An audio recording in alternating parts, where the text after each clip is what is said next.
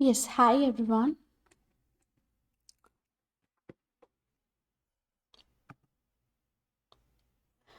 Good morning.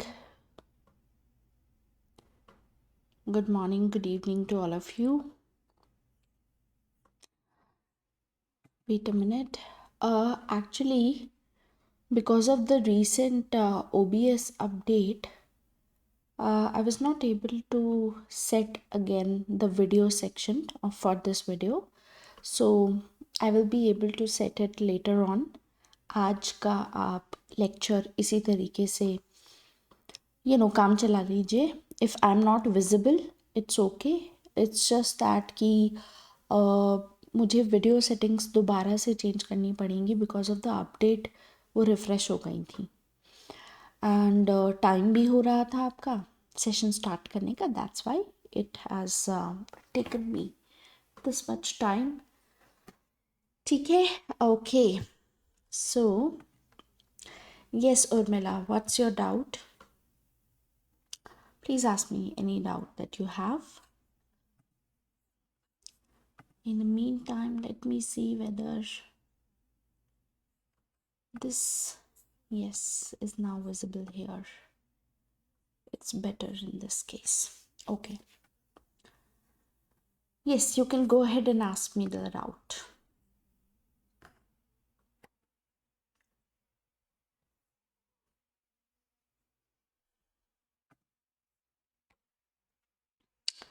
So what we are going to cover today?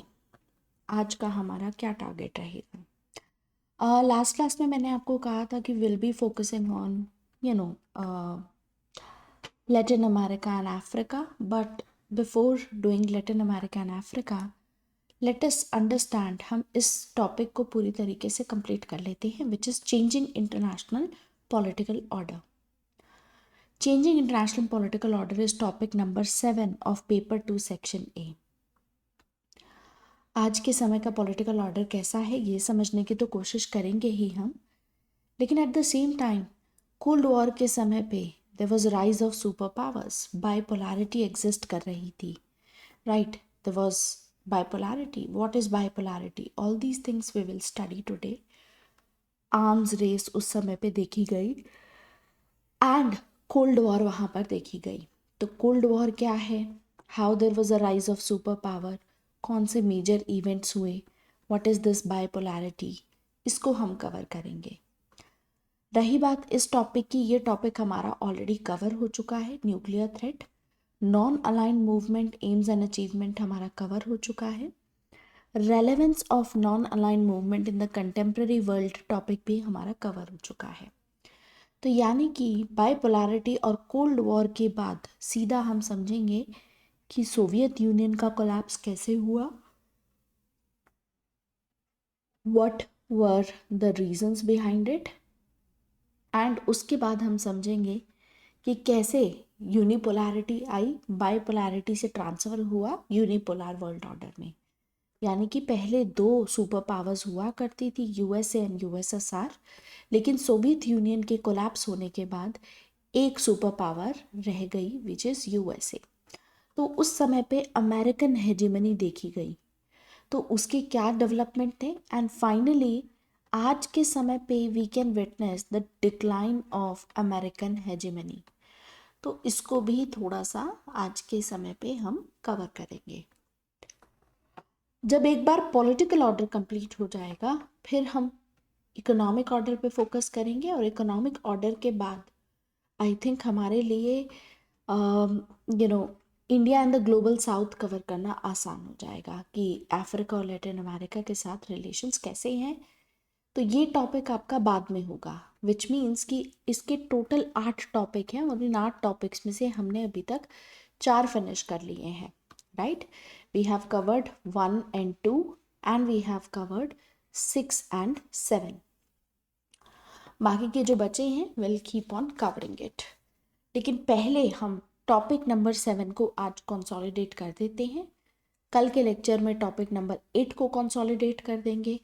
Topic number 9 हम already finish कर चुके हैं, और फिर उसके बाद जब हम बाकी सब टॉपिक्स पढ़ेंगे तो ये वाले टॉपिक्स उसी के साथ साथ होते रहेंगे. एंड यहाँ से हमने न्यूक्लियर प्रोलिफरेशन तो कवर कर ही दिया है, बाकी बचेगा तो हम इस बारे में भी ये जो कंटेम्प्रेरी कंसर्न्स हैं which we have already discussed at one point of time, लेकिन उसको एक और बार एक सेशन लेकर के कोशिश करेंगे कंसोलिडेट करने की। ठीक है, so let us go ahead and start with our lecture. लेकिन उससे पहले मैंने टेलीग्राम नहीं देखा है।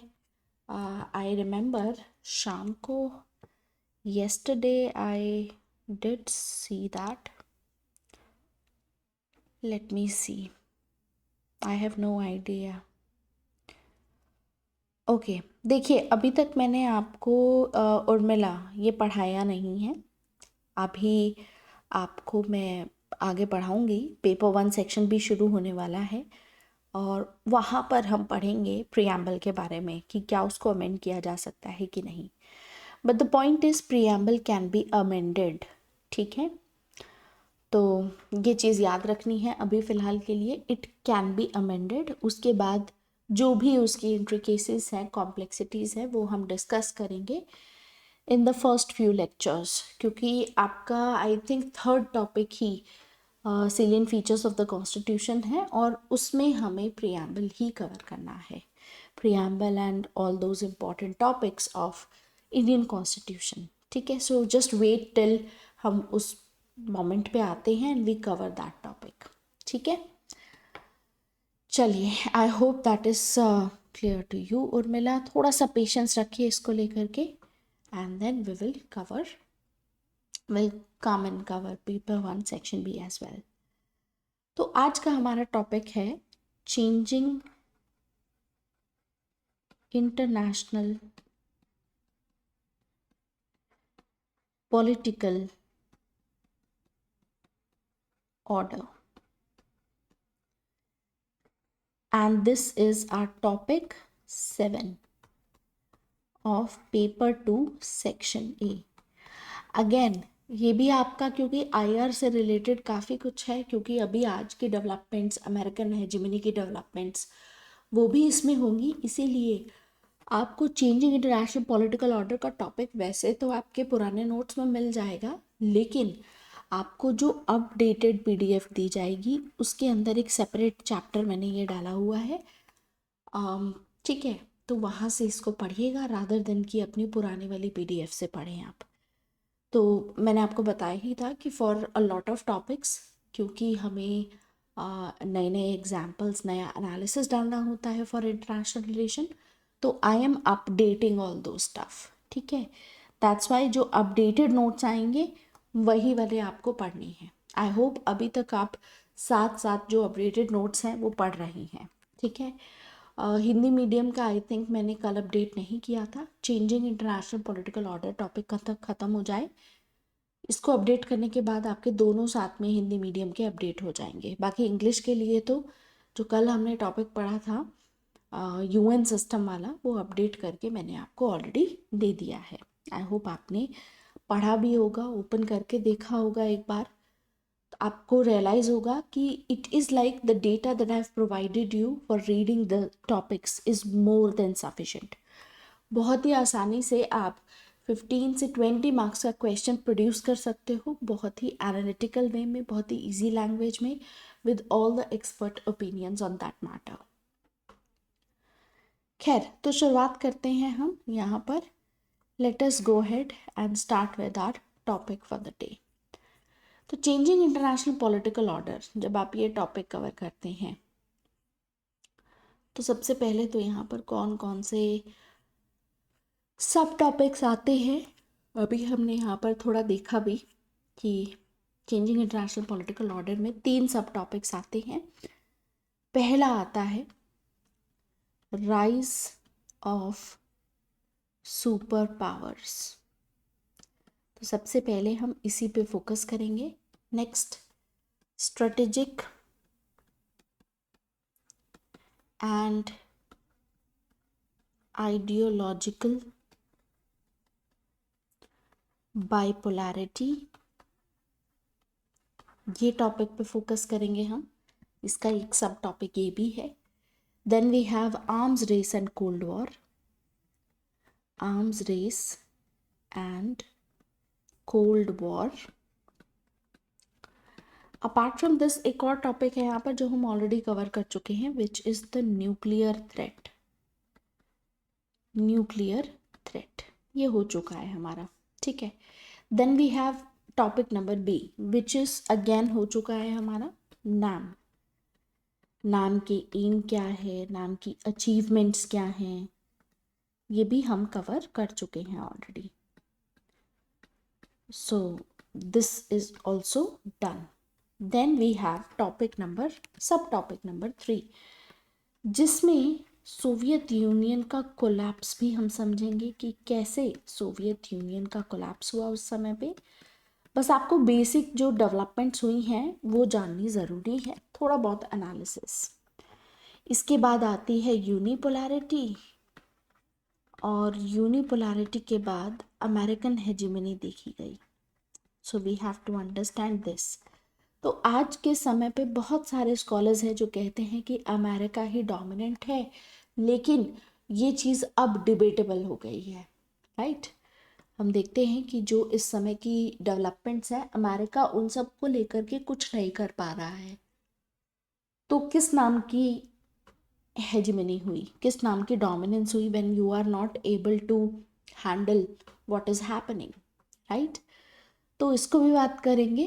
Then apart from this we have relevance of NAM, क्योंकि नाम का जो भी कोल्ड वॉर के समय पे ऑब्जेक्टिव्स थे वो कंप्लीट हो चुके थे. तो आज क्या उसकी रेलेवेंस बची है ये भी हम कवर कर चुके हैं. तो कुछ कुछ टॉपिक्स कवर हो चुके हैं और कुछ कुछ टॉपिक्स बचे हैं, ठीक है. तो फिलहाल के लिए हम स्टार्ट करते हैं, और अभी हम जब स्टार्ट कर रहे हैं will try to understand Cold War, and साथ ही साथ हम समझेंगे the rise of super power. इसके बाद हम आएंगे स्ट्रेटेजिक एंड आइडियोलॉजिकल बाइपोलैरिटी पे, आर्म्स रेस को कवर करेंगे, and will then discuss major events, Soviet Union का कोलैप्स कैसे हुआ.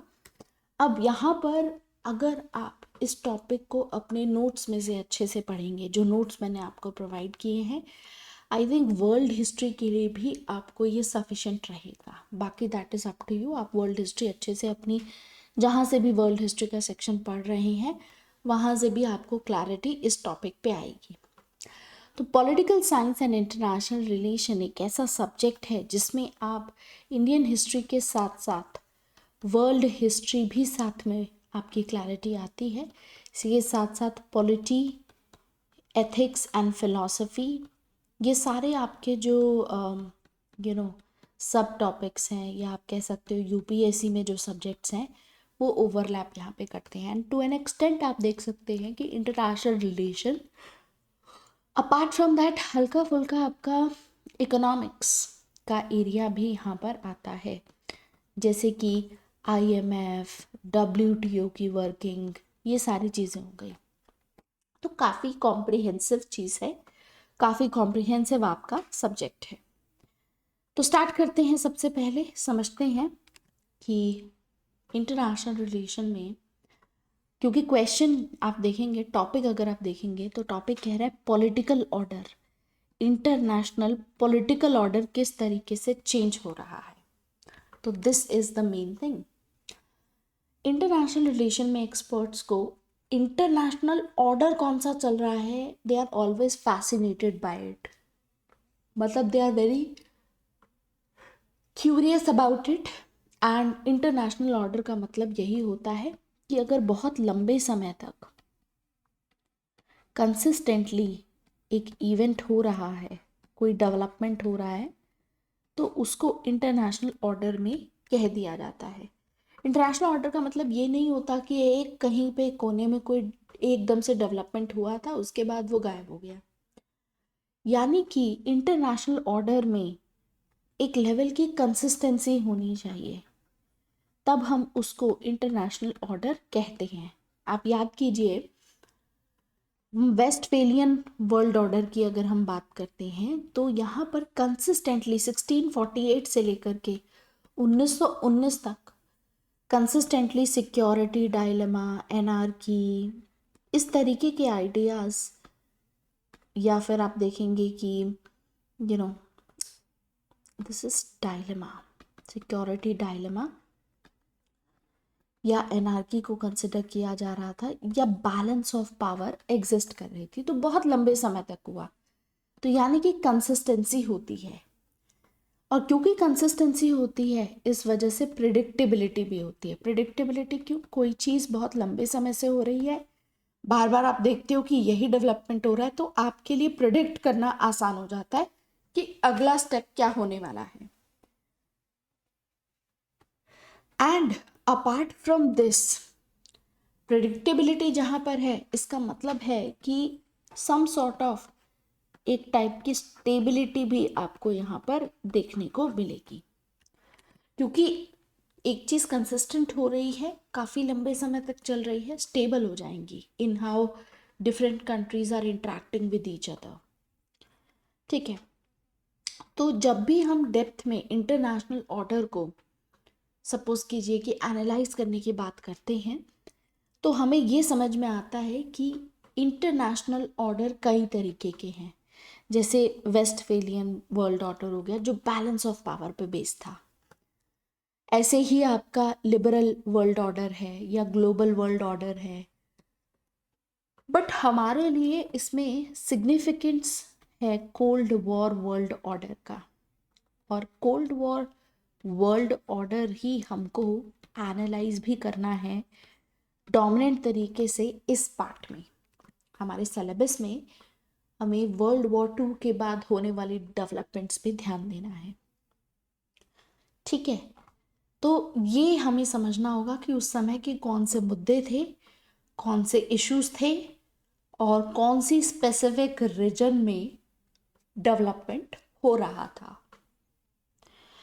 तो वर्ल्ड वॉर 2 के समय की बात है। अगर पूरा डेवलपमेंट हम देखें, वर्ल्ड वॉर 2 के समय की बात है। वर्ल्ड वॉर 2 जब चल रहा था, उस समय पे यूएसए एंड यूएसएसआर दोनों एलाइज थे, दोनों मिल करके एक्सिस पावर्स के खिलाफ जो है एक्शन ले रहे थे। ठीक है, एक्सिस पावर के खिलाफ एक्शन लिया जा रहा था।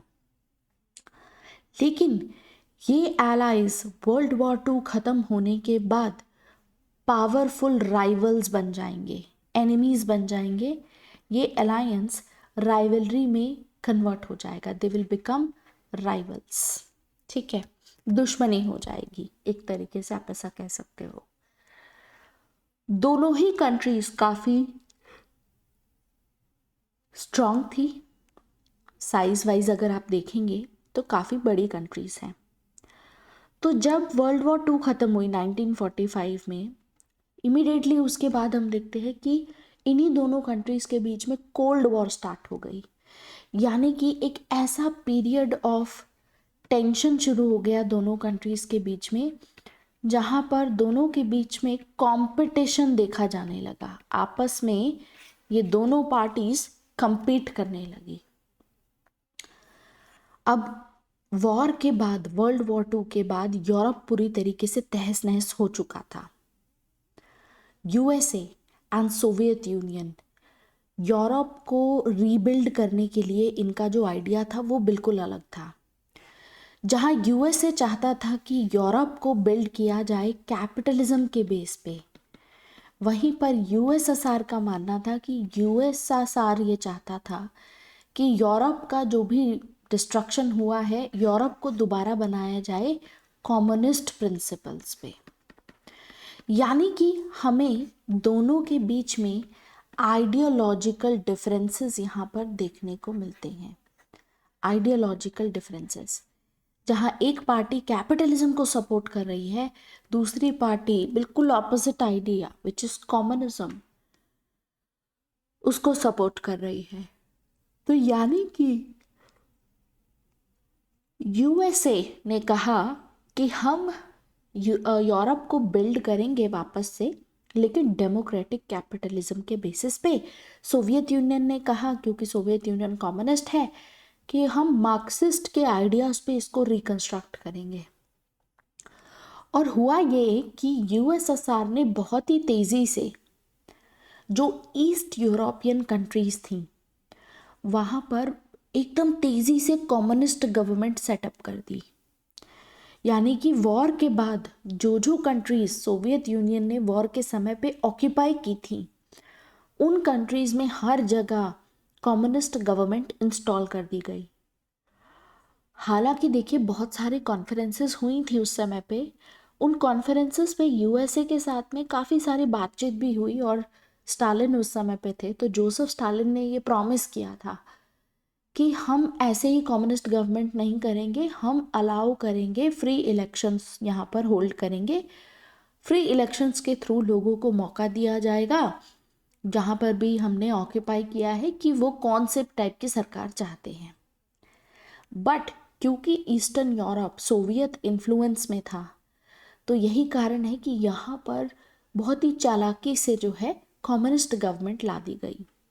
प्रॉमिसेस बहुत किए गए थे लेकिन ऐसा नहीं हुआ, और इसीलिए यूरोप को लेकर के डिवीजन देखा गया। सपोज कीजिए कि ये यूरोप है, तो ये साइड जो यूरोप का है ये बन गया आपका ईस्टर्न ब्लॉक। ईस्टर्न ब्लॉक मतलब ये वो ईस्ट यूरोपियन कंट्रीज थी जहाँ पर कम्युनिस्ट गवर्नमेंट वर्ल्ड वॉर 2 के बाद आई।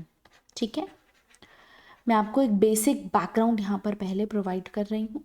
ऑन द अदर हैंड यहाँ पर था वेस्टर्न ब्लॉक। वेस्टर्न ब्लॉक मतलब आपका जो वेस्टर्न यूरोप था ये यूएसए के बीच आप कह सकते हो कि इन्फ्लुएंस में था। तो यहाँ पर डेमोक्रेटिक कैपिटलिज्म का आइडिया जो है यूएसए ने फॉलो करना स्टार्ट किया। तो पूरा यूरोप इस तरीके से डिवाइड हो चुका था, और जो ये डिवीजन है इसी को विंस्टन चर्चिल कहते हैं। बड़े फेमसली इसको कहा जाता है iron curtain. Iron curtain, iron curtain का मतलब यही है कि कम्युनिज्म क्योंकि बहुत ही हार्श तरीके से ईस्ट यूरोपियन कंट्रीज में रूल कर रहा था, तो वहाँ पर अंदर होने वाली डेवलपमेंट्स कुछ ज़्यादा पता नहीं चल रही थी। तो उस समय पे east Germany, Poland, Romania, Albania, Bulgaria, Czechoslovakia, इस तरीके की बहुत सारी कंट्रीज़ थी जो ईस्ट यूरोपियन कंट्रीज़ बनी। ईस्ट यूरोपियन कंट्रीज़ थी, ईस्टर्न ब्लॉक का पार्ट थी, और इसीलिए इन्होंने यूएसएसआर की तरफ वॉर्सो पैक्ट साइन किया। अब याद रखिए कि यूएसएसआर की तरफ जो वॉर्सो पैक्ट है इट इज़ नथिंग बट ये सीधा सीधा राइवल बन जाता है नेटो का। तो यूएसए की तरफ एक कलेक्टिव डिफेंस पैक्ट देखा गया नेटो, वैसे ही यूएसएसआर की तरफ एक कलेक्टिव डिफेंस पैक्ट देखा गया विच इज़ वॉर्सो पैक्ट। ठीक है, तो अभी तक तो आपको ऐसा लग रहा होगा कि वर्ल्ड हिस्ट्री का ही लेक्चर चल रहा है क्योंकि हम वही डिस्कस कर रहे हैं।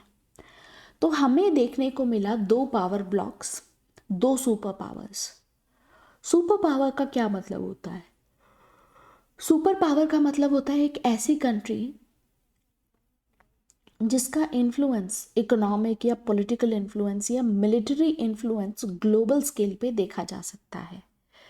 तो आप देखेंगे कि एक जगह पर सोवियत यूनियन ग्लोबल स्केल पे इन्फ्लुएंस अपना क्रिएट कर रही थी, वहीं यूएसए भी ऐसा ही कर रहा था।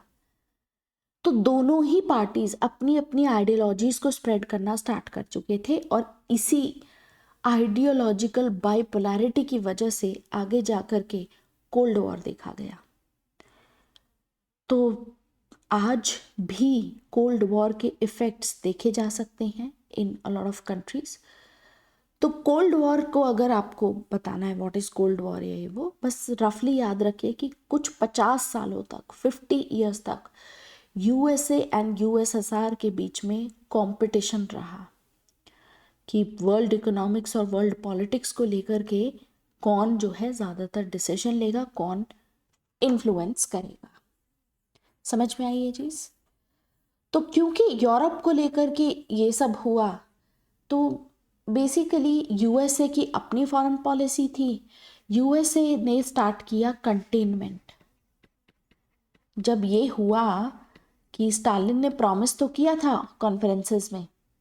उस समय पे याल्टा कॉन्फ्रेंस हुई, उस समय पे पोट्सडम कॉन्फ्रेंस हुई, ऐसी बहुत सारी कॉन्फ्रेंस हुई जहाँ पर बार बार पूछा गया और बार बार ये जवाब दिया स्टालिन ने कि हम फ्री इलेक्शंस करेंगे, आप परेशान मत रहिए। लेकिन ऐसा नहीं हुआ। यहाँ पर पापेट गवर्नमेंट्स, कम्युनिस्ट गवर्नमेंट्स जो हैं इंस्टॉल कर दी गई।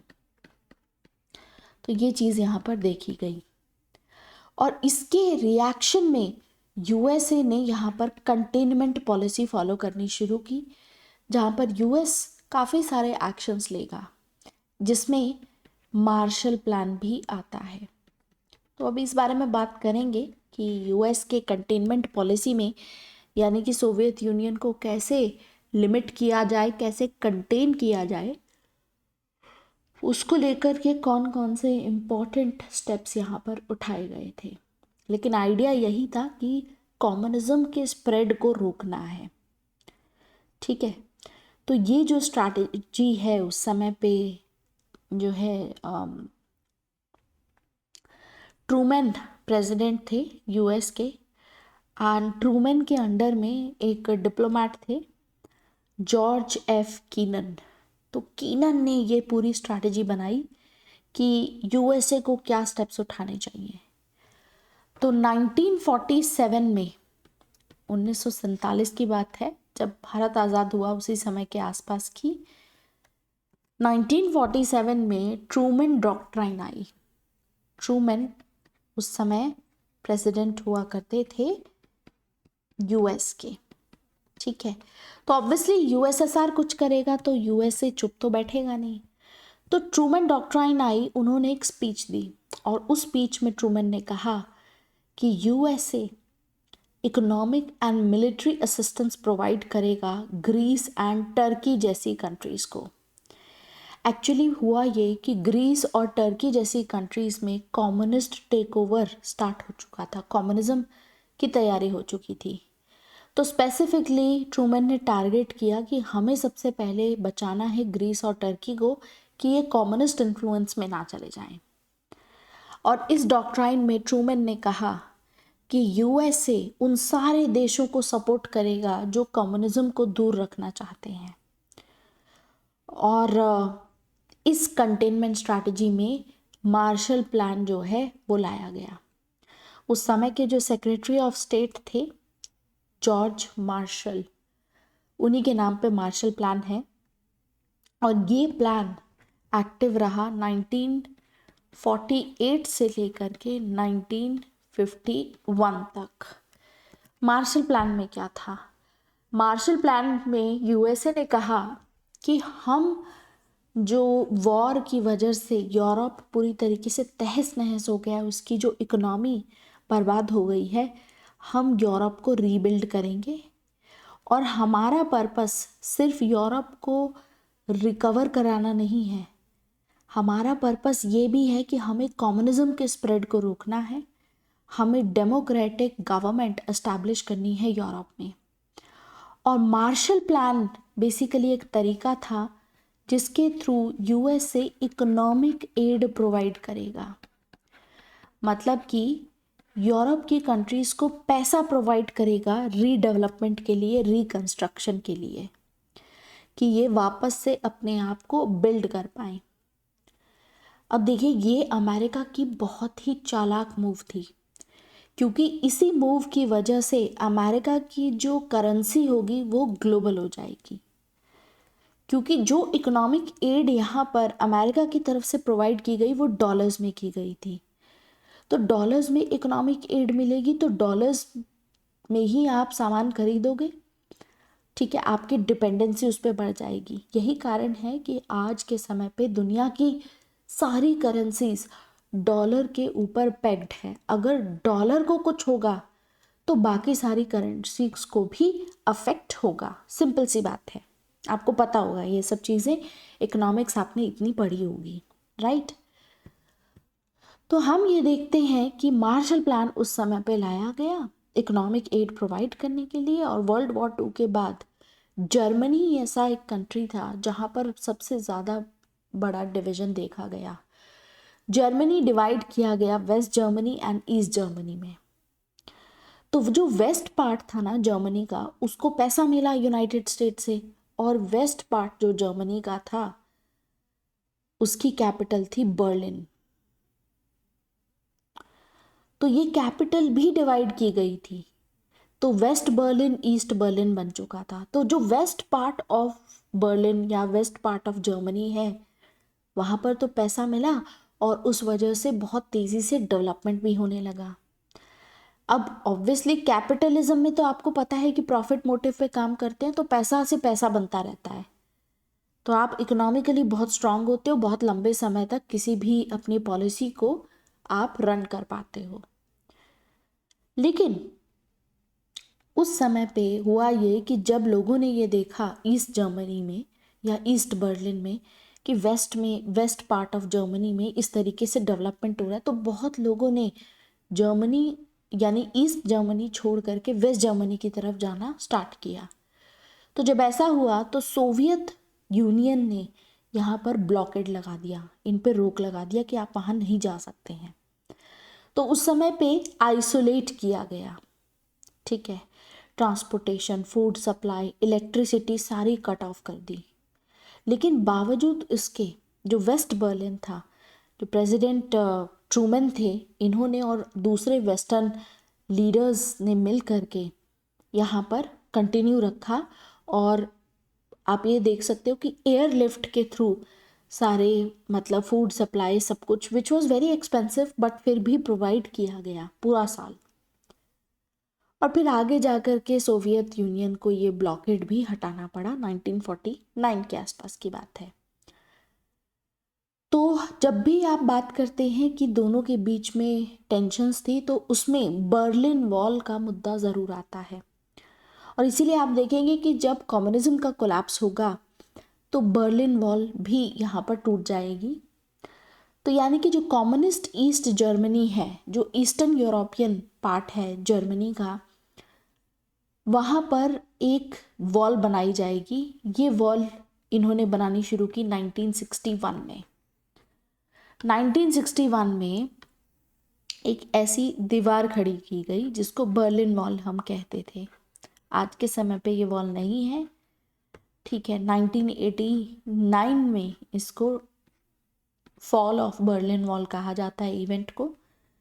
बट 1961 में यूएसएसआर की तरफ से ये वॉल बनाई गई ताकि सिटीजन्स को रोका जा सके कि वो डेमोक्रेटिक वेस्ट जर्मनी ना जाए।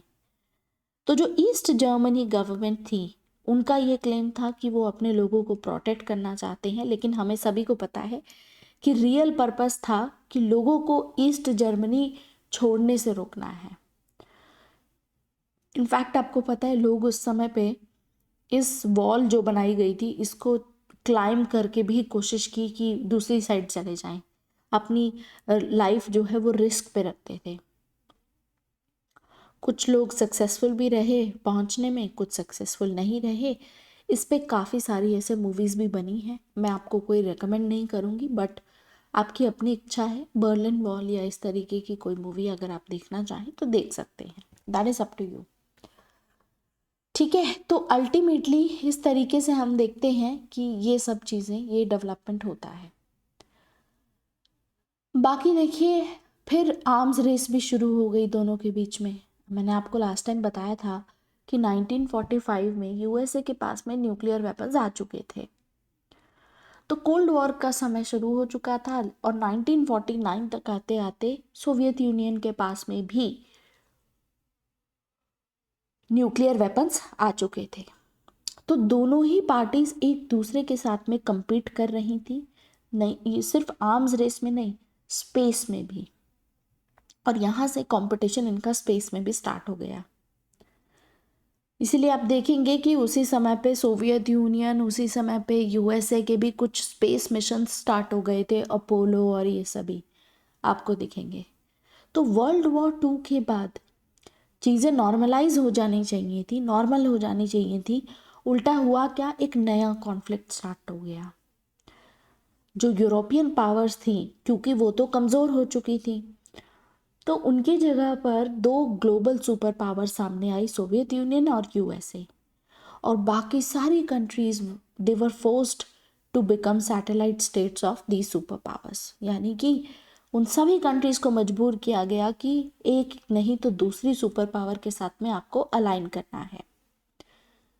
सोवियत यूनियन की क्योंकि टेरिटरीज बहुत ही ज़्यादा थी, और सोवियत यूनियन, आपको पता होगा हिटलर जब सोवियत यूनियन पे अटैक करने गए थे तो हिटलर की आर्मी बीच में से ही लौट आई थी, ठीक है। उसका कारण ये भी है कि टेरिटरी एक तो बहुत हार्श है सोवियत यूनियन की, दूसरी बहुत बड़ी है साइज में, तो इस वजह से सोवियत यूनियन की प्रेस्टीज बहुत बढ़ गई थी। यही कारण है कि सोवियत यूनियन ही नेक्स्ट सुपर पावर के फॉर्म में एमर्ज हुआ। सोवियत यूनियन एक पावरफुल फोर्स उस समय पे बन गया क्योंकि हिटलर की आर्मी डिफीट नहीं कर पाई। तो यहाँ से सोवियत यूनियन का जो आइडियोलॉजिकल इन्फ्लुएंस था, इकोनॉमिक या सोशल इन्फ्लुएंस जो है, वो यूरोपियन कंट्रीज पे पड़ने लगा था।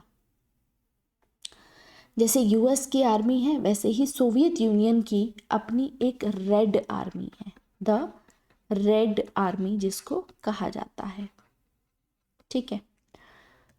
तो ये जो आर्मी थी द रेड आर्मी, ये वॉर के बाद भी एक्टिव रहे, जिसकी वजह से नंबर्स में अगर आप देखोगे इन नंबर ऑफ ट्रूप्स या जो वेपन्स थे वो रेड आर्मी के ज़्यादा थे। जबकि यूएसए की तरफ जब वर्ल्ड वॉर 2 ख़त्म हुई तो यूएसए ने अपने जो वेपन्स थे, अपनी जो आर्मी थी, उसको डीमोबिलाइज कर दिया कि अब आपका काम नहीं है, वॉर ख़त्म हो गई, ठीक है। लेकिन बावजूद उसके यूएसए का स्टेटस था कि वर्ल्ड की सबसे लीडिंग मिलिट्री पावर यूएसए की है।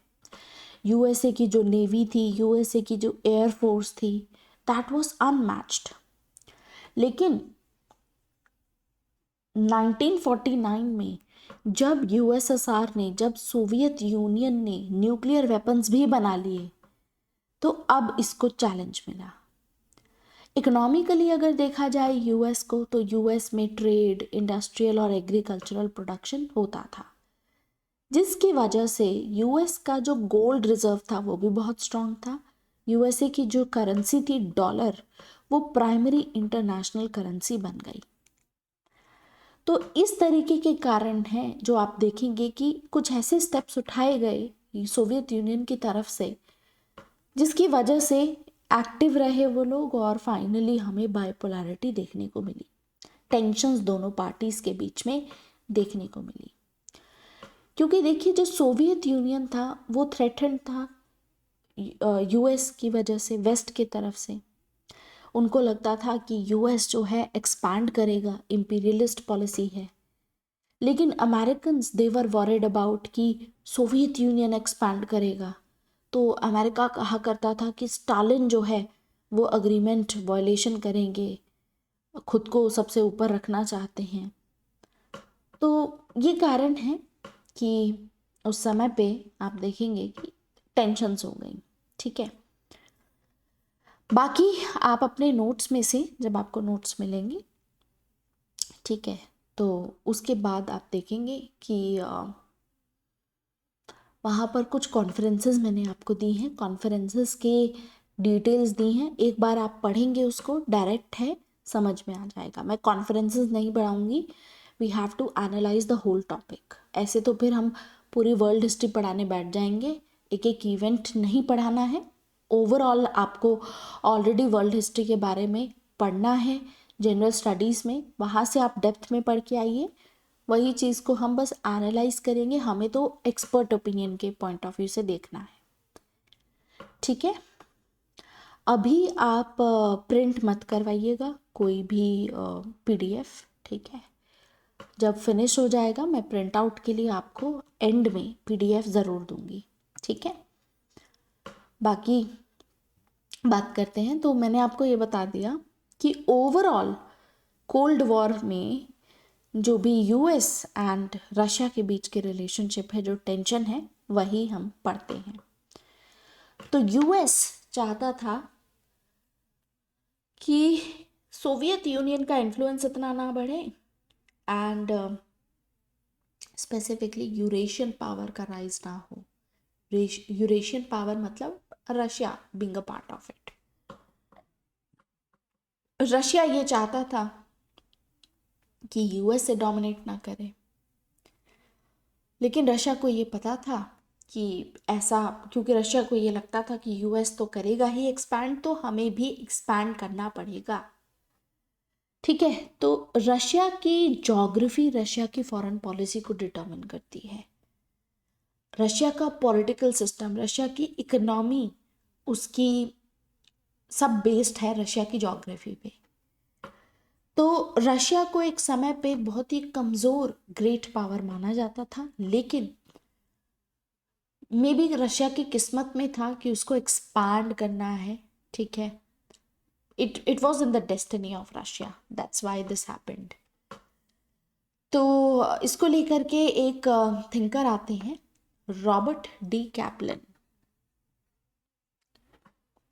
We have Robert D Kaplan. अच्छा, रॉबर्ट डी कैप्लन ने अपनी एक किताब लिखी है। किताब का नाम है the revenge of geography. The revenge of geography. Geography से मेरा मतलब है कि जो लोकेशन है, साइज है, वो सारे मैटर्स आ जाते हैं इसमें। तो इस किताब में इन्होंने ये एक्सप्लेन किया है कि कैसे ज्योग्राफी जो है रशिया की, उसकी किस्मत को डिटरमिन करती है। How geography of Russia determines its fate। क्योंकि अगर आप रशिया को देखेंगे, size wise Russia is like spread over इस तरीके से देखने को मिलेगा, लेकिन ऊपर अगर आप देखेंगे तो we have Arctic Ocean. We have Arctic Ocean. बाकी रशिया का नीचे अगर आप मैप देखेंगी तो यहाँ पर सारा लैंड लॉक्ड एरियाज हैं। ठीक है, तो यानी कि ये तो पूरा जो ऊपर वाला एरिया है, ये आपका पूरा साल ऑलमोस्ट फ्रोजन रहता है। तो ऐसे में शिपिंग रूट्स या ट्रेडिंग रूट्स रशिया के लिए यहाँ पर नहीं है। ठीक है, बाकी क्लाइमेट अगर आप देखेंगे, हार्श क्लाइमेट भी रहता है। ठीक है, वो सब चीज़ें अलग हैं। इसके अलावा कोई सी एक्सेस कहीं है नहीं। ठीक है, यही कारण है कि रशिया वॉज फोर्स्ड कि एक्सपैंड करे। तो उस समय पे सेंट्रल एशिया की जो 5 कंट्रीज थी आज के समय पे, जिनको सेंट्रल एशियन रिपब्लिक्स कहा जाता है, जिसमें तुर्कमेनिस्तान, कजाकिस्तान, किर्गिस्तान, ये सारी कंट्रीज आती हैं। ये पांचों की पांचों कंट्रीज जो हैं सोवियत यूनियन का पार्ट थी। तो सेंट्रल एशिया के बाद नेक्स्ट अफगानिस्तान आता था, और अफगानिस्तान के बाद सीधा कनेक्शन आप देखोगे तो पाकिस्तान, और पाकिस्तान के बाद सीधा इंडियन ओशन का एक्सेस था। ठीक है, तो बहुत ही लॉजिकल था कि अगर सोवियत यूनियन एक्सपैंड करेगा because of geography, geographically disadvantageous position पे था सोवियत यूनियन, और इसीलिए इसको एक वीक ग्रेट पावर माना जाता रहा है। तो यही कारण है कि सोवियत यूनियन की डेस्टिनी थी, बिकॉज ऑफ इट्स ज्योग्राफी, उसको इस तरीके के स्टेप्स उस समय पे उठाने पड़े। ठीक है, तो अगर आप उस समय की रशिया की फॉरेन पॉलिसी भी देखेंगे तो रशिया के पास में नेचुरल डिफेंस नहीं है। जैसे अगर आप देखें, we have this, like this is US, ऊपर कनाडा है। ठीक है, नीचे आपका मेक्सिको आता है। तो यूएस इसीलिए भी स्ट्रांग है बिकॉज नेचुरल डिफेंसेस हैं। ऑन दिस साइड आपको ओशन यहाँ पर देखने को मिलता है। इधर आपको अटलांटिक ओशन दिखेगा, इधर पैसिफिक ओशन दिखेगा। तो यूजुअली होता ये है कि जब आपके पास ज़्यादा नेबर्स नहीं होते हैं तो फाइट करने का, डिस्प्यूट का चांस भी कम होता है। जैसे इंडिया का केस अगर आप देखें, लोग कहते हैं कि इंडिया ग्लोबल पावर बन गया है, ऐसा वैसा, बट रियलिस्ट ग्राउंड पे अगर आप देखेंगे ऐसा नहीं है।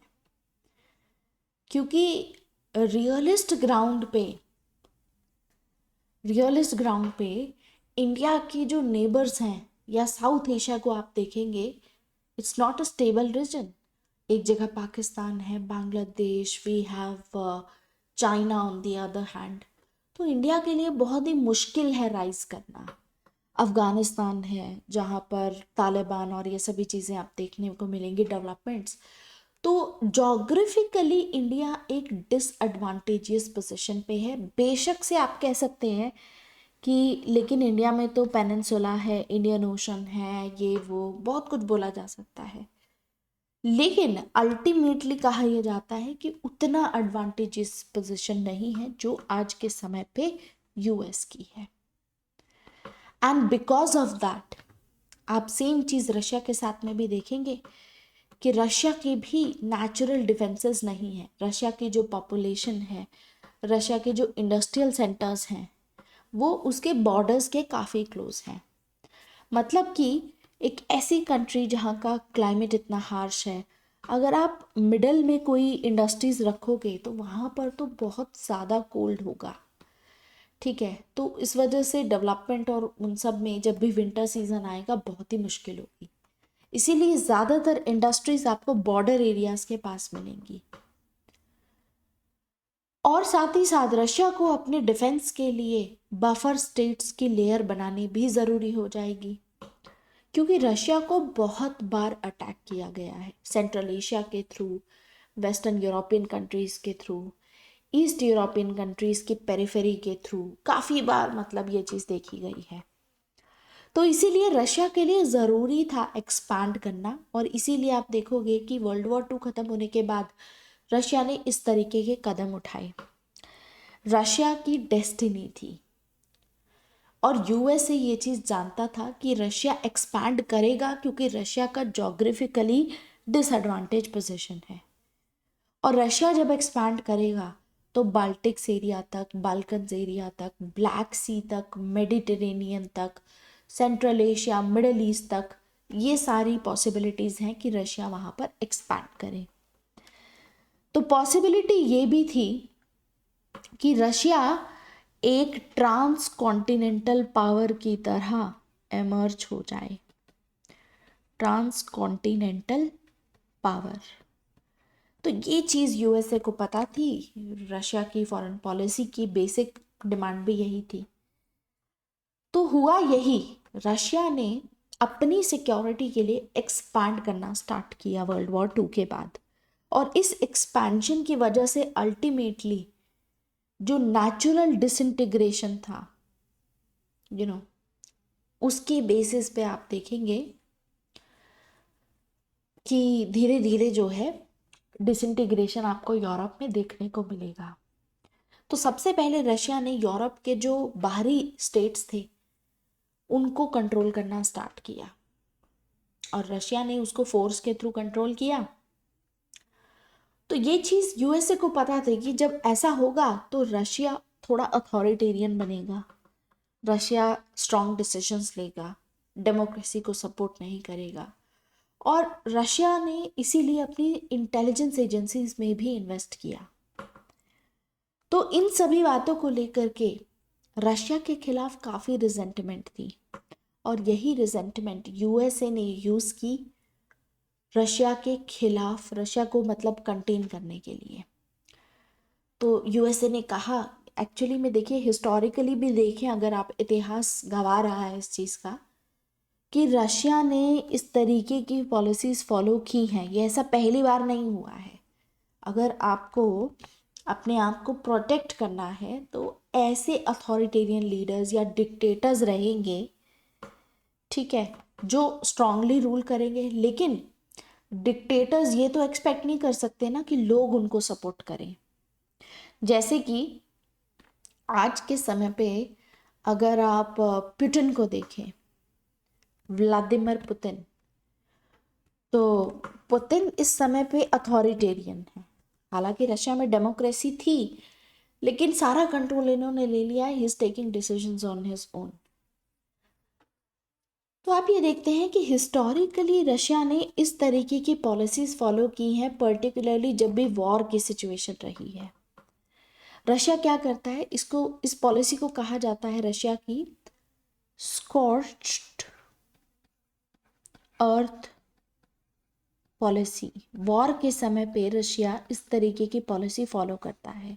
अब इसका मतलब क्या होता है, आपने सुना भी होगा ये वर्ल्ड वॉर 2 के बारे में, अगर आपने पढ़ा है। ये पॉलिसी है जिसमें रशिया क्या करता है कि जानबूझ करके अपनी जो फसल होती है, अपना जो इंफ्रास्ट्रक्चर होता है, अपने जो रिसोर्सेज होते हैं ना, उसको डिस्ट्रॉय कर देता है। खुद ही अपने क्रॉप्स को, अपने इंफ्रास्ट्रक्चर को, जो भी रिसोर्सेज रशिया के वहाँ पर होते हैं, उसको डिस्ट्रॉय किया जाता है। कैसे? हिटलर के समय पे भी तो यही हुआ था। जब हिटलर की आर्मी रशिया के अंदर एंटर करी, उन्होंने इतने रिसोर्सेज लेके कौन चलता है? आपको पता है कि आर्मी किस तरीके से काम करती है कि अगर आप अंदर जाते जाते हो तो वहाँ पर जो भी सिविलियन पॉपुलेशन होती है, वहाँ के जो लोग होते हैं, उन्हीं के रिसोर्सेज, उन्हीं की क्रॉप्स वगैरह यूज़ करके पूरी आर्मी को फीड किया जाता है। फिर आगे दोबारा लड़ाई करते हैं ये। तो ऐसा तो है नहीं कि आप लड़ाई करने जा रहे हैं तो अपने घर से सारा खाने पीने का सामान बांध के चलेंगे, इम्पॉसिबल है ये। तो जिस समय पे हिटलर की फोर्सेस भी एंटर की थी, वर्ल्ड वॉर 2 की बात है, तो रशिया ने अपनी इस तरीके की टाउन्स थी जहाँ पर उसकी पूरी क्रॉप्स, इंफ्रास्ट्रक्चर, लोगों को वहाँ से बिल्कुल गोस्ट टाउन थी, कोई था ही नहीं, कोई रिसोर्सेज ही नहीं थे। तो आर्मी के पास में खाने पीने को ज़्यादा कुछ बचा नहीं। फिर आगे गए, फिर ये वही देख रहे हैं ये। On top of it harsh winters थी, जिसकी वजह से जो आर्मी है उनका मनोबल यहाँ पर टूट गया था। तो रशिया की ये पॉलिसी हमेशा वॉर की सिचुएशन में रही है। ऐसे ही सेम जर्मन इन्वेजन में हुआ जब हिटलर ने किया, वैसे ही नेपोलियन जब रशिया को इन्वेड कर रहे थे 1812 के आसपास, तब भी रशिया की तरफ से कुछ ऐसी ही पॉलिसी फॉलो की गई थी। तो ये एक ऐसा तरीका है, एक ऐसा टैक्टिक है जिसमें आप सामने वाले की आर्मी को बिल्कुल कमज़ोर कर देते हो। आप उनको रिसोर्सेज देते ही नहीं हो। उनके लिए किसी भी एरिया को ऑक्यूपाई करने बहुत मुश्किल हो जाता है, राइट। सिमिलरली रशिया ने हमेशा से, आप देखोगे कि जो अथॉरिटेरियन लीडर्स हैं, डिक्टेटर्स हैं, इनको सपोर्ट किया है। ये भी रशिया की जियोपॉलिटिकल स्ट्रैटेजी है कि अथॉरिटेरियन लीडर्स या डिक्टेटर्स होने चाहिए कुछ रीजन में, ताकि इन्फ्लुएंस मेंटेन हो सके। और डिप्लोमेटिक, इकोनॉमिक और मिलिट्री तरीके से ये सब किया जाता है। एक्चुअली इसके पीछे का लॉजिक ये है कि अगर कोई अथॉरिटेरियन लीडर होगा, वो सारी पावर अपने हाथ में लेगा, तो वो रशिया के इंटरेस्ट के साथ में सारे डिसीजंस ले पाएगा, और इससे रशिया को स्टेबिलिटी मिलेगी। और ऐसी गवर्नमेंट को आने नहीं देगा अथॉरिटेरियन लीडर जो गवर्नमेंट प्रो वेस्टर्न होगी, जो गवर्नमेंट अमेरिका के फेवर में काम करेगी। ऐसी गवर्नमेंट आएगी ही नहीं। हालांकि ये स्ट्रैटेजी बहुत ही कंट्रोवर्शियल मानी जाती है, क्योंकि कहा यह जाता है कि ऐसी रजीम को आप सपोर्ट कर रहे हो जिसमें ह्यूमन राइट वायलेशन हो सकता है, अपने खुद के सिटीजन्स को आप ऑपरेस कर रहे हो। जैसे व्लादिमीर पुतिन अभी हैं, तो उनकी रजीम के अंदर, उनके रूल के अंदर यही चीज़ें बोली जाती हैं कि रशिया में ह्यूमन राइट वायलेशन है, अपने खुद के सिटीजन्स को ऑपरेस किया जा रहा है। बट आइडिया यही है कि डिक्टेटर्स जो है वो पब्लिक का सपोर्ट नहीं चाहते हैं। कुछ अथॉरिटेरियन लीडर्स होते हैं जो रिप्रेशन के थ्रू लोगों को पॉलिटिकल फ्रीडम देंगे ही नहीं, इस तरीके से कंट्रोल करते हैं चीज़ों को। कुछ ऐसे होते हैं जो पॉपुलिस्ट मेजर फॉलो करेंगे, सभी के भलाई में इस तरीके से काम करेंगे, इकोनॉमिक स्टेबिलिटी को प्रमोट करेंगे, नेशनलिस्टिक रेटोरिक की, अपना देशभक्ति वाली बातें करेंगे। तो इस तरीके की रशिया की फॉरेन पॉलिसी जो है वो रही है। और यही कारण है कि हिस्टोरिकली ऐसा सब कुछ रहा है, तो रशिया को लेकर के यूएसए वॉज ऑलवेज डाउटफुल। देखिए, रशिया की लिमिटेशंस हैं कुछ, जिसकी वजह से रशिया यहाँ पर मतलब यहाँ पर टेंशन्स और कंपटीशन जनरेट हुआ। रशिया के पास में नेचुरल रिसोर्सेज बहुत हैं, लेकिन प्रॉब्लम है उन नेचुरल रिसोर्सेज को ट्रांसपोर्ट कैसे किया जाए, क्योंकि रशिया पूरे तरीके से लैंडलॉक्ड है। रशिया का जो ट्रेड है आउटसाइड वर्ल्ड के साथ वो इतना नहीं है। रिसोर्सेज बहुत अच्छे हैं, उसके बावजूद जो इकोनॉमी है वो क्राइसिस में है, इसीलिए क्योंकि ट्रांसपोर्टेशन का कोई खास जरिया है नहीं। सिमिलरली रशिया में अथॉरिटेरियनिज्म ज़्यादा देखने को मिलता है, और यही अथॉरिटेरियनिज्म जो सोशलिस्टिक मॉडल फॉलो किया गया, वहाँ पर आप देखोगे कि इसकी वजह से प्रॉफिट मैक्सिमाइजेशन तो होगा नहीं, तो इकोनॉमिक क्राइसिस आने के चांसेस बहुत हाई रहेंगे। और यही कारण है कि 1985 तक आते आते एक इकोनॉमिक क्राइसिस ने हिट किया रशिया को, और इसी की वजह से हमें कोलैप्स देखने को मिला। That's when we talk about the collapse of Soviet Union. तो आई होप आपको अभी तक ये सारी डेवलपमेंट समझ में आ रही हैं। दूसरा प्रॉब्लम ये है कि आज के समय पे भी अगर आप देखोगे ना, रशिया में करप्शन बहुत है, लॉ एंड ऑर्डर प्रॉपर तरीके से फॉलो नहीं किया जाता है, जिसकी वजह से फॉरेन इन्वेस्टमेंट भी इतना नहीं आता है। तो रशिया के पास में ना इतना पैसा है, ना इतना कैपिटल है कि वो अपनी मार्केट को डेवलप कर पाए खुद से, और इसीलिए यूएस से फोर्स्ड रशिया कि आप बस एक कमोडिटी बेस्ड इकोनॉमी ही रहेंगे, आप बस रॉ मटेरियल के सप्लायर ही रहेंगे। इवन आफ्टर आप देखेंगे कि सोवियत यूनियन का कोलैप्स भी हुआ। आज के समय पे अगर आप देखोगे कि यूएसए की पॉलिसी कैसी है रशिया की तरफ प्रेजेंट कॉन्टेक्स्ट में, तो इसको कहा जाता है बेगर दाई एनिमी। मतलब ये है कि यूएसए आप देखोगे कि जानबूझ करके इस तरीके की पॉलिसीज फॉलो करता है कि रशिया पे सैंक्शंस लगा के रखता है। अभी सैंक्शन लगा दिया क्योंकि आपने यूक्रेन पे ऐसा किया था पहले 2014 में, फिर लगा दिया कि अब तो यूक्रेन पे वॉर कर दिया आपने। तो एक नहीं तो दूसरा कारण ही सही, लेकिन आप देखेंगे कि अगर वो भी नहीं करेगा तो कोई तीसरा कारण आ जाएगा जिसकी वजह से रशिया पे सैंक्शंस लगे हुए होंगे। दूसरा, यूएसए की पॉलिसी है कि इसके जो ट्रेड रूट्स हैं उसको कंट्रोल करके रखो। देखिए, मेन एक्सपोर्ट रशिया का होता है ऑयल, तो यूएस चाहता है कि ऑयल के प्राइसेस को जितना कम रखा जाए उतना बेहतर है। क्यों? क्योंकि उससे रशिया को प्रॉफिट इतना जनरेट नहीं होगा। बट रशिया के लिए बहुत इंपॉर्टेंट है स्पेसिफिकली कि मिडल ईस्ट में उसका स्टेक रहे, और इसीलिए रशिया ने सऊदी अरेबिया और इन सभी कंट्रीज के साथ में अपने रिलेशंस भी इंप्रूव करने शुरू किए। तो यूजुअली यही होता है कि अगर रशिया आर्म्स रेस में घुस रहा है, स्पेसिफिकली तब जब रशिया की इकोनॉमी इतना अच्छा नहीं कर रही है, तो ऑब्वियस सी बात है कि रशिया ज़्यादा लंबे समय तक सस्टेन नहीं कर पाएगा।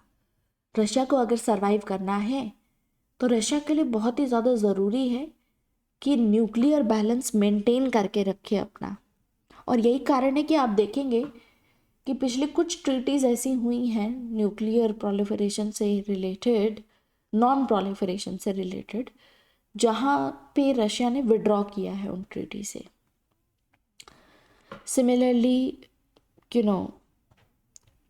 यूएसए की पॉलिसी रही है कि ऑल्टरनेटिव कुछ पाइपलाइंस बनाई जाएं कंट्रीज़ के साथ में, ताकि वो रशिया के साथ में ज़्यादा एंगेज ना करें।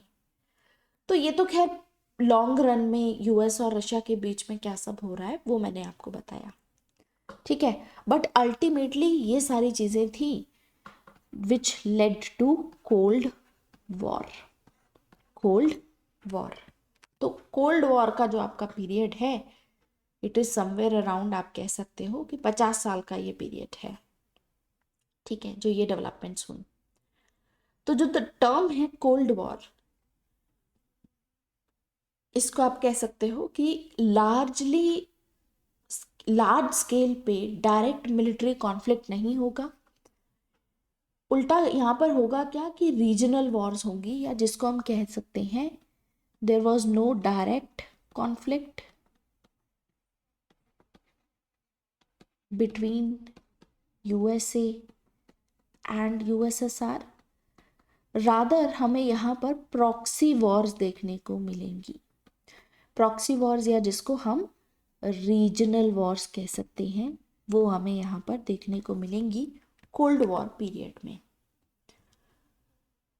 तो कोल्ड वॉर, जो भी पॉलिटिकल और इकोनॉमिक डिफरेंसेस थे दोनों के बीच के, उसकी वजह से कोल्ड वॉर आया। ये कंपटीशन यूएसए और यूएसएसआर के बीच में शुरू हुआ, बट कोई एक्चुअल वॉर यहाँ पे वेपन्स के साथ में नहीं देखी गई। ठीक है, आपस में यूएसए और यूएसएसआर पॉलिटिक्स में, इकोनॉमिक्स में, आइडियोलॉजी में compete कर रहे थे, डायरेक्ट फाइटिंग नहीं थी। ठीक है, और यहीं से आप देखेंगे कि कोल्ड वॉर आई कहाँ से, वर्ल्ड वॉर 2 में ही, उस समय पे ही इसके बीज बो दिए गए थे। जो एलाइज हैं, जो एलाइज पावर हैं, उस समय पे इस तरीके के फैक्शंस, इस तरीके के आइडियाज़ देखे जाएंगे, इस तरीके के डेवलपमेंट्स होंगे, जिसकी वजह से वॉर ख़त्म होने के बाद डिवीज़न देखा जाएगा यूरोप में। ठीक है, तो आप ट्रूमैन का देख सकते हैं रोल क्या था, मार्शल प्लान मैंने आपको बता दिया है, वो सारी चीज़ें बता दी हैं। थोड़ा सा थियोरेटिकली बात करते हैं। अभी तक तो मैंने आपको पूरा बैकग्राउंड, थोड़ा स्टोरी बताई, स्टोरी फॉर्मेट में डिस्कस करने की कोशिश की कि उस समय पे क्या सब हो रहा था। लेकिन क्वेश्चन ये है कि कोल्ड वॉर जो है, कोल्ड ही क्यों रही, इसको लेकर के काफ़ी सारे थिंकर्स हैं। Like we have Bernard Bharuch.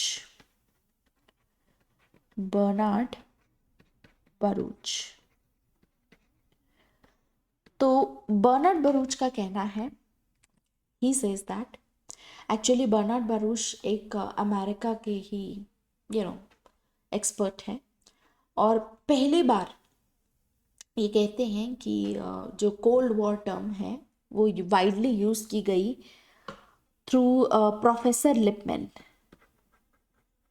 There was Professor Lippmann जिन्होंने बार बार कोल्ड वॉर टर्म यूज़ की, इसका बहुत वाइडली यूज़ करना स्टार्ट किया। तो कोल्ड वॉर का मतलब था, ये एक ऐसी टेंस सिचुएशन की बात कर रहे हैं जो यूएसए और यूएसएसआर के बीच में डेवलप हुई थी। आइडियोलॉजिकल बिलीफ्स में डिफरेंसेस थे, पॉलिटिकल बिलीफ्स में डिफरेंसेस थे, सोशल और इकोनॉमिक पॉलिसीज़ में डिफरेंसेस थे, जिसकी वजह से दोनों पार्टीज़ के बीच में अग्रेसिव कंपटीशन देखा गया। ठीक है, वॉर लाइक टेंशंस देखी गई। तो इसीलिए कोल्ड वॉर को एक ऐसी सिचुएशन कहा जाता है जहां पर एक्चुअली में वॉर फाइट नहीं हो रही है, आप फाइट नहीं कर रहे हो, लेकिन माहौल ऐसा बना हुआ है जो बिल्कुल वॉर जैसा है, टेंशंस ऐसी बनी हुई है जो बिल्कुल ऐसा लग रहा है कि बस स्टार्ट होने वाली है फाइट या चली रही है। अब इसको लेकर के अगर इंडिया के किसी लीडर को आपको कोट करना है तो सबसे बेस्ट रहेगा उस समय के हमारे जो प्राइम मिनिस्टर हैं, नेहरू के समय पे ये सब हो रहा था। तो नेहरू ने जब कोल्ड वॉर के बारे में कहा तो नेहरू कहते हैं कि cold war is a brain war, it is a brain war, it is a nerve war. ठीक है, इट इज मतलब सामने वाले के दिमाग के साथ आप ऐसे खेल रहे हो। इट्स अ प्रोपागेंडा वॉर, आप एक प्रोपागेंडा एस्टैब्लिश कर रहे हो सामने वाली पार्टी के लिए। It's a propaganda war in operation. आप डायरेक्ट फाइट नहीं कर रहे हो, बट सिचुएशन कुछ ऐसी है कि सामने वाले पार्टी का जो नरेटिव है उसको आप रॉन्ग प्रूव करने की कोशिश कर रहे हैं। Similarly we have KPS Menon. Cold war को लेकर के ये क्या कहते हैं, केपीएस मेनन कहते हैं कि cold war is a war between to ideologies. ये दो आइडियोलॉजीज के बीच में जो वॉर हो रही थी वही कोल्ड वॉर थी। एक जगह कैपिटलिज्म था, एक जगह कम्युनिज्म था। ये कहते हैं it is a war between to systems. दो सिस्टम्स के बीच में वॉर यहाँ पर हो रही थी। एक जगह बुर्जुआजी डेमोक्रेसी थी, दूसरी जगह प्रोलेटेरियन डिक्टेटरशिप हमें यूएसएसआर में देखने को मिलेगी। ये कहते हैं it is a war between two blocks. एक जगह पर नेटो था तो दूसरी जगह पर वॉर्सो पैक्ट था। It is a war between to countries. एक जगह यूएसए था, यूएसएसआर था, दूसरी जगह it is a war between to influential figures, Stalin और उस समय पे जॉन फॉस्टर डुलस थे, उनके बीच का बेसिकली कहते हैं कि सॉर्ट ऑफ कॉन्फ्लिक्ट था। एनीवेज, तो इस तरीके से इसको डिफाइन किया जाता है। मतलब अगर एक्सपर्ट्स की माने तो वो कुछ ऐसा कहते हैं, ठीक है। तो बर्नार्ड बरूच इसलिए कहते हैं कि भाई कोल्ड वॉर की जो टर्म है वो प्रोफेसर वॉल्टर लिपमैन है, उन्होंने बहुत ही पॉपुलराइज की। उन्होंने बहुत सारे ऐसे आर्टिकल्स लिखे जिन आर्टिकल्स में बार बार बार बार वो कोल्ड वॉर कह रहे थे वर्ड। तो कोल्ड वॉर का मतलब समझ में आया आपको कि दोनों पार्टीज के बीच में राइवलरी होगी, डायरेक्ट फाइट नहीं होगी, लेकिन माना यह जाता है कि अगर कुछ सर्टेन कंडीशंस ना होती तो शायद वर्ल्ड वॉर 3 हो जाती। लेकिन there were certain conditions that had been absent, मतलब डायरेक्ट वॉर नहीं हो रही थी इसी वजह से। तो कोल्ड वॉर कोल्ड क्यों रही, इसको लेकर के we have Kenneth Waltz. Cold War why it remained cold, Kenneth Waltz कहते हैं, जो कि आपको पता है कि एक डिफेंसिव रियलिस्ट है, ठीक है। केनेथ वॉल्ट्ज एक स्ट्रक्चरल रियलिस्ट है। तो केनेथ वॉल्ट कहते हैं कि कोल्ड वॉर कोल्ड रही because of nuclear weapons. Nuclear weapons की वजह से ये हॉट वॉर में कन्वर्ट नहीं हुई। बट कोल्ड वॉर पूरी तरीके से कोल्ड नहीं थी। कुछ ऐसे फेजेस आते थे जहाँ पर टेंशन्स बढ़ जाती थी। वार्म फेजेस आए हैं, कूल फेजेस आए हैं, जहाँ पर रिलैक्सेशन ऑफ टेंशन्स भी देखा गया है। बट अल्टीमेटली कोल्ड वॉर जो है ऐसी हुई कि इसके इम्प्लीकेशंस, इसका इफ़ेक्ट पूरी दुनिया पे पड़ा। ऑलमोस्ट पूरी दुनिया के हर एक कोने में इसका इम्पैक्ट पड़ा है। और जो सबसे ज़्यादा वर्स्ट अफेक्टेड रीजन्स थी कोल्ड वॉर की वजह से वो थी थर्ड वर्ल्ड कंट्रीज़। क्यों? क्योंकि थर्ड वर्ल्ड कंट्रीज़ में प्रॉक्सी वॉर हो रही थी।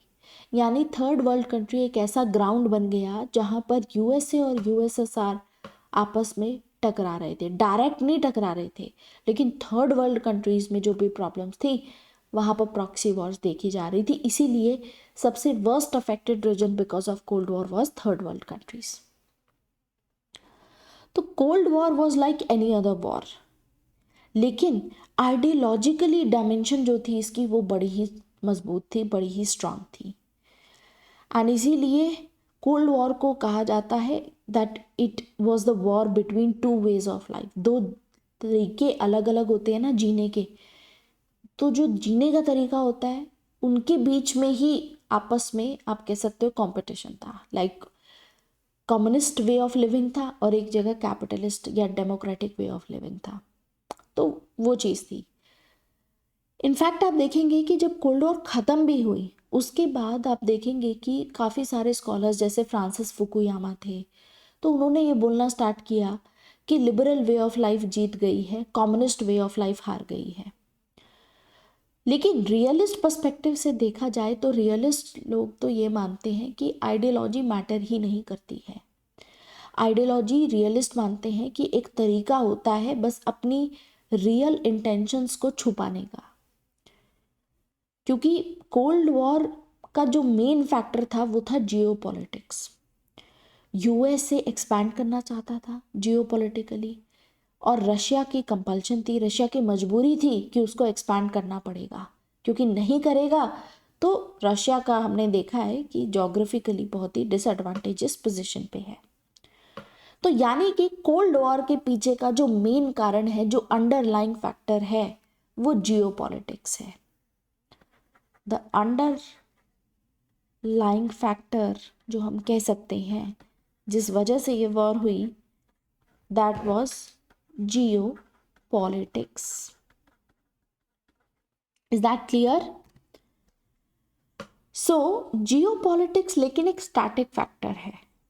जो भी आज के समय पे भी आप देखेंगे दोनों कंट्रीज़ के बीच में जो भी रिलेशंस हैं जियो पॉलिटिकल बेसिस पे ही हैं, लेकिन there is no scope for transformation, ये बात है। This will remain static. हालांकि ये तो रियलिस्ट थिंकर्स का मानना है कोल्ड वॉर को लेकर के, लेकिन जो सोशल कंस्ट्रक्टिव स्कूल के थिंकर्स हैं जैसे नीना टेनेनवॉल्ड और ये सब हो गए आपके, मैंने आपको बता रखा है ऑलरेडी, ये जियो पॉलिटिकल एक्सपेंशन में बिलीव नहीं करते हैं। ये कहते हैं कि कोल्ड वॉर हुई क्योंकि कुछ मिसअंडरस्टैंडिंग्स हो गई थी। कोल्ड वॉर हुई because of some miscalculations, because of some missed opportunities. होता ये है कि आप किसी चीज़ को अगर गलत तरीके से समझ लेते हो, कोई मिसअंडरस्टैंडिंग हो जाती है, तब इस तरीके की सिचुएशन क्रिएट होती है। तो इसीलिए सोशल कंस्ट्रक्टिविस्ट का मानना था कि कोल्ड वॉर को अवॉइड किया जा सकता था, लेकिन कुछ मिसअंडरस्टैंडिंग्स थी जिसकी वजह से ये हुई।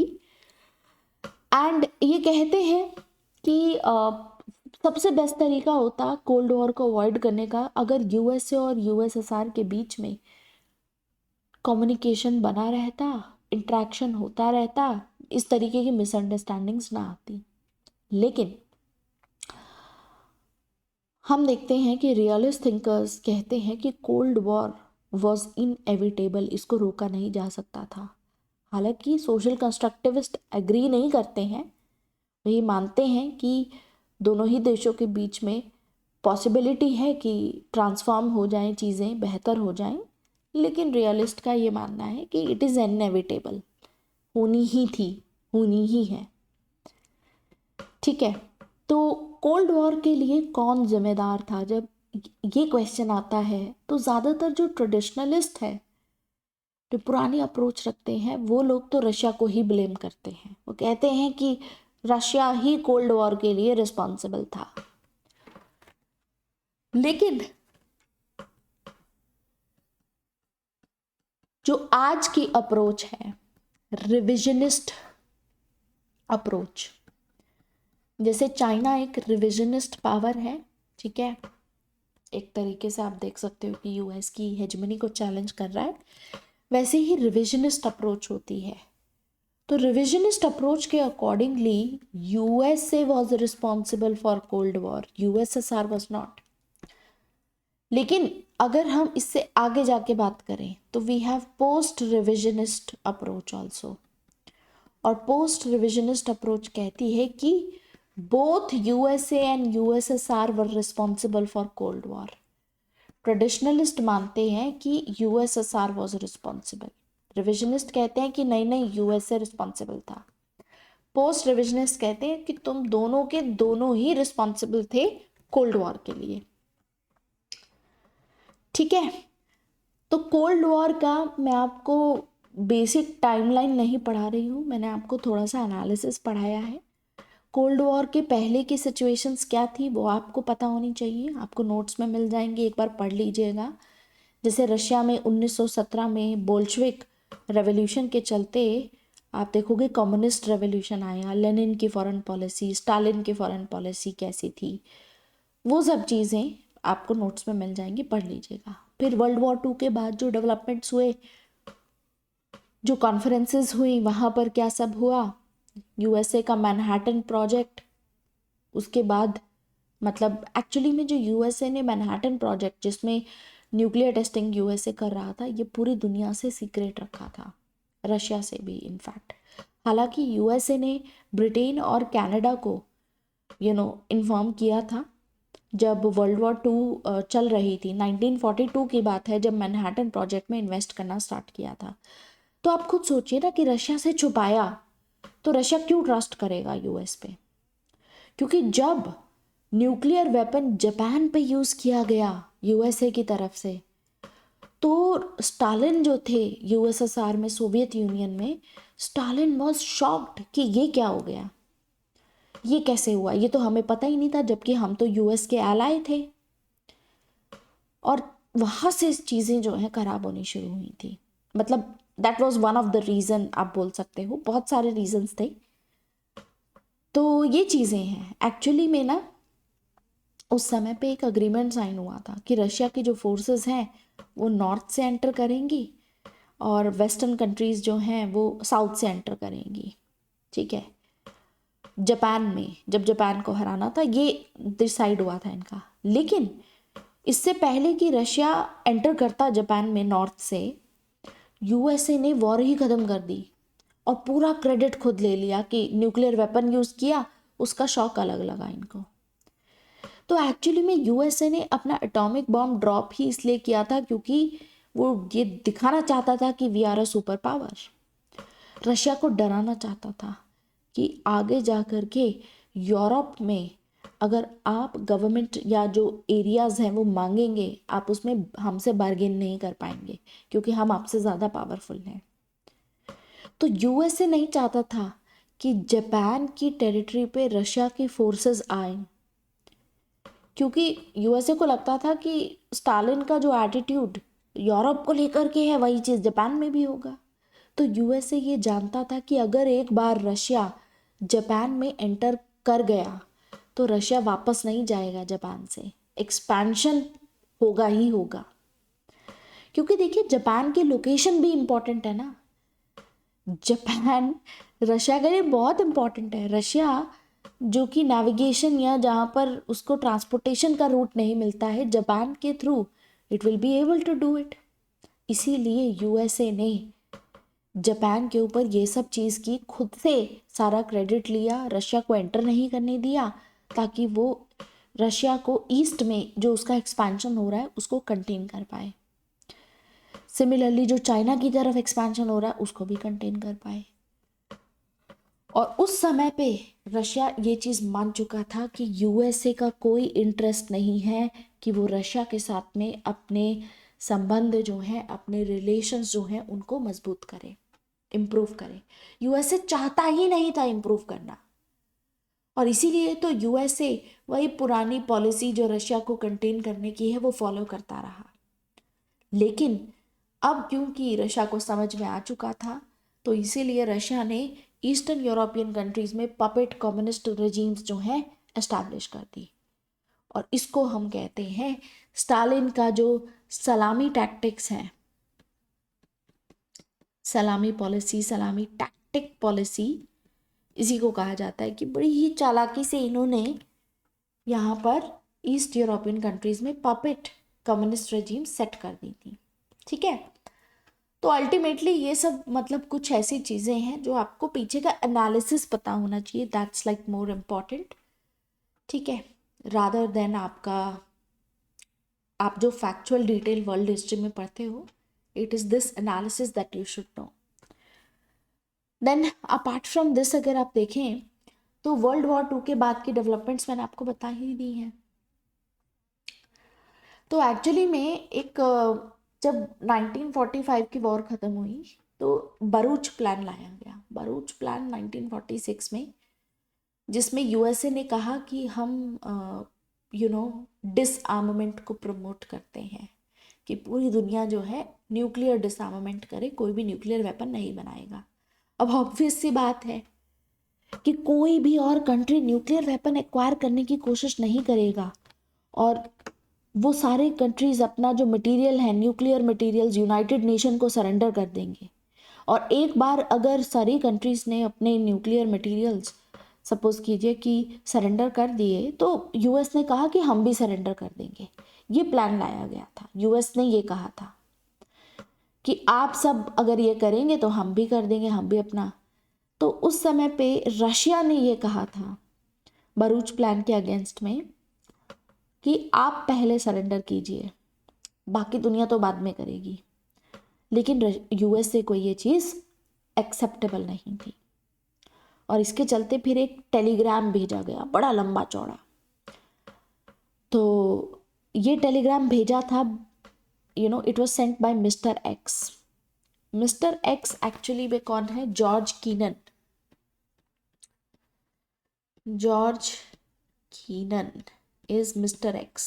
तो ये बड़ा फेमस है, telegram by Mister X. George Kennan ने, जो कि एक रियलिस्ट स्कॉलर भी थे, ये यूएस के एम्बेसडर थे रशिया में। तो इन्होंने एक टेलीग्राम भेजा और वहाँ ऑफिशियली फॉर्मल लेवल पे कंटेनमेंट की बात की गई। तो ये एक सीक्रेट टेलीग्राम था, यूएस को भेजा गया था कि यूएस आप रशिया को लेकर के ऐसी अप्रोच फॉलो करें। इस टेलीग्राम में जॉर्ज कीनन ने ये मेंशन किया था कि रशिया अपने आप को यूएस के खिलाफ एक परमानेंट स्टेट ऑफ वॉर में देखता है कि यूएसए के साथ में हमारे कभी भी रिलेशंस सही नहीं होंगे, हमें वॉर ही करनी है, हमें उसी की प्रिपरेशन करनी है। रशिया कैपिटलिज्म को जड़ से मिटाना चाहता है, ये इस टेलीग्राम में लिखा हुआ था। और ये भी लिखा था कि यूएसए को पेशेंट रहना होगा, विजिलेंट रहना होगा और कंटेन करना होगा रशिया को। ये टेलीग्राम भेजा गया था। अब आप सोचिए ना, हमारे जो एम्बेसडर हैं दूसरे कंट्रीज़ में, वो हमको बताते हैं कि दूसरे कंट्री में इंडिया को लेकर के माहौल क्या है। तो एम्बेसडर्स का रोल यही होता है कि फर्स्ट हैंड अकाउंट आपको देते हैं कि उस कंट्री में क्या सब चल रहा है और हमको लेकर के क्या प्लानिंग्स हो रही हैं, वो सारी चीज़ें। तो वही सेम चीज़ यहाँ पर देखी गई। जॉर्ज कीनन ने इसी तरीके का टेलीग्राम सेंड किया और फिर इसी के बाद ट्रूमैन डॉक्ट्राइन आ गई, जिसमें कंटेनमेंट का आइडिया, मार्शल प्लान और ये सब लाया गया। और फिर उसके अलावा जब यूएसए ने मार्शल प्लान इंट्रोड्यूस किया तो उसी समय पे एक और प्लान लाया गया, रशिया लेकर के आया ये प्लान, यूएसएसआर ये प्लान लेके आया। This plan was Molotov plan. Molotov plan. तो मोलोटोव प्लान क्या था? This was nothing but, Comic-Con भी इसको कह सकते हो आप। आप जो इंटरनेशनल इकोनॉमिक वाला जो हम टॉपिक पढ़ेंगे नेक्स्ट क्लास में, उसमें आता है CMEA। CMEA क्या है? CMEA is council for Mutual Economic assistance. जैसे यूएसए ने कहा था ना कि हम मार्शल प्लान लेके आ रहे हैं, यूरोप की कंट्रीज को रीबिल्ड करेंगे, तो सोवियत यूनियन ने कहा हम भी क्यों पीछे रहें, हम भी आपके लिए council for Mutual Economic assistance launch कर रहे हैं, हम ईस्ट यूरोपियन कंट्रीज को डेवलप करेंगे, रीबिल्ड करेंगे, हम भी इकोनॉमिक एड प्रोवाइड करेंगे। लेकिन इनका जो प्लान था वो कम्युनिज्म की फिलॉसफी पे बेस्ड था कि हर एक कंट्री कंट्रीब्यूट करेगी दूसरी कंट्री को डेवलप करने के लिए। जिस भी कंट्री के पास ज़्यादा रिसोर्सेज हैं वो कंट्री दूसरी कंट्री को लेंड करेगी, या आप ऐसे कह सकते हो कि हेल्प करेगी। ठीक है, तो एक तरीके से जैसे सेंट्रलाइज प्लानिंग होती है ना बड़े लेवल पे, हायर लेवल पे, कि ऐसे मिलके करेंगे और सेंट्रलाइज्ड अथॉरिटी कहती है कि आप सबको ये करना होगा, बिल्कुल वैसे ये आइडिया लाया गया। आगे जाकर के जब ये चीज़ इंट्रोड्यूस की गई तो मंगोलिया, क्यूबा, इनफैक्ट वियतनाम ने भी इसको ज्वाइन कर लिया। तो ये जो है council for Mutual Economic assistance, हालांकि ये प्रपोज किया गया था लेकिन इसकी शुरुआत नहीं हुई।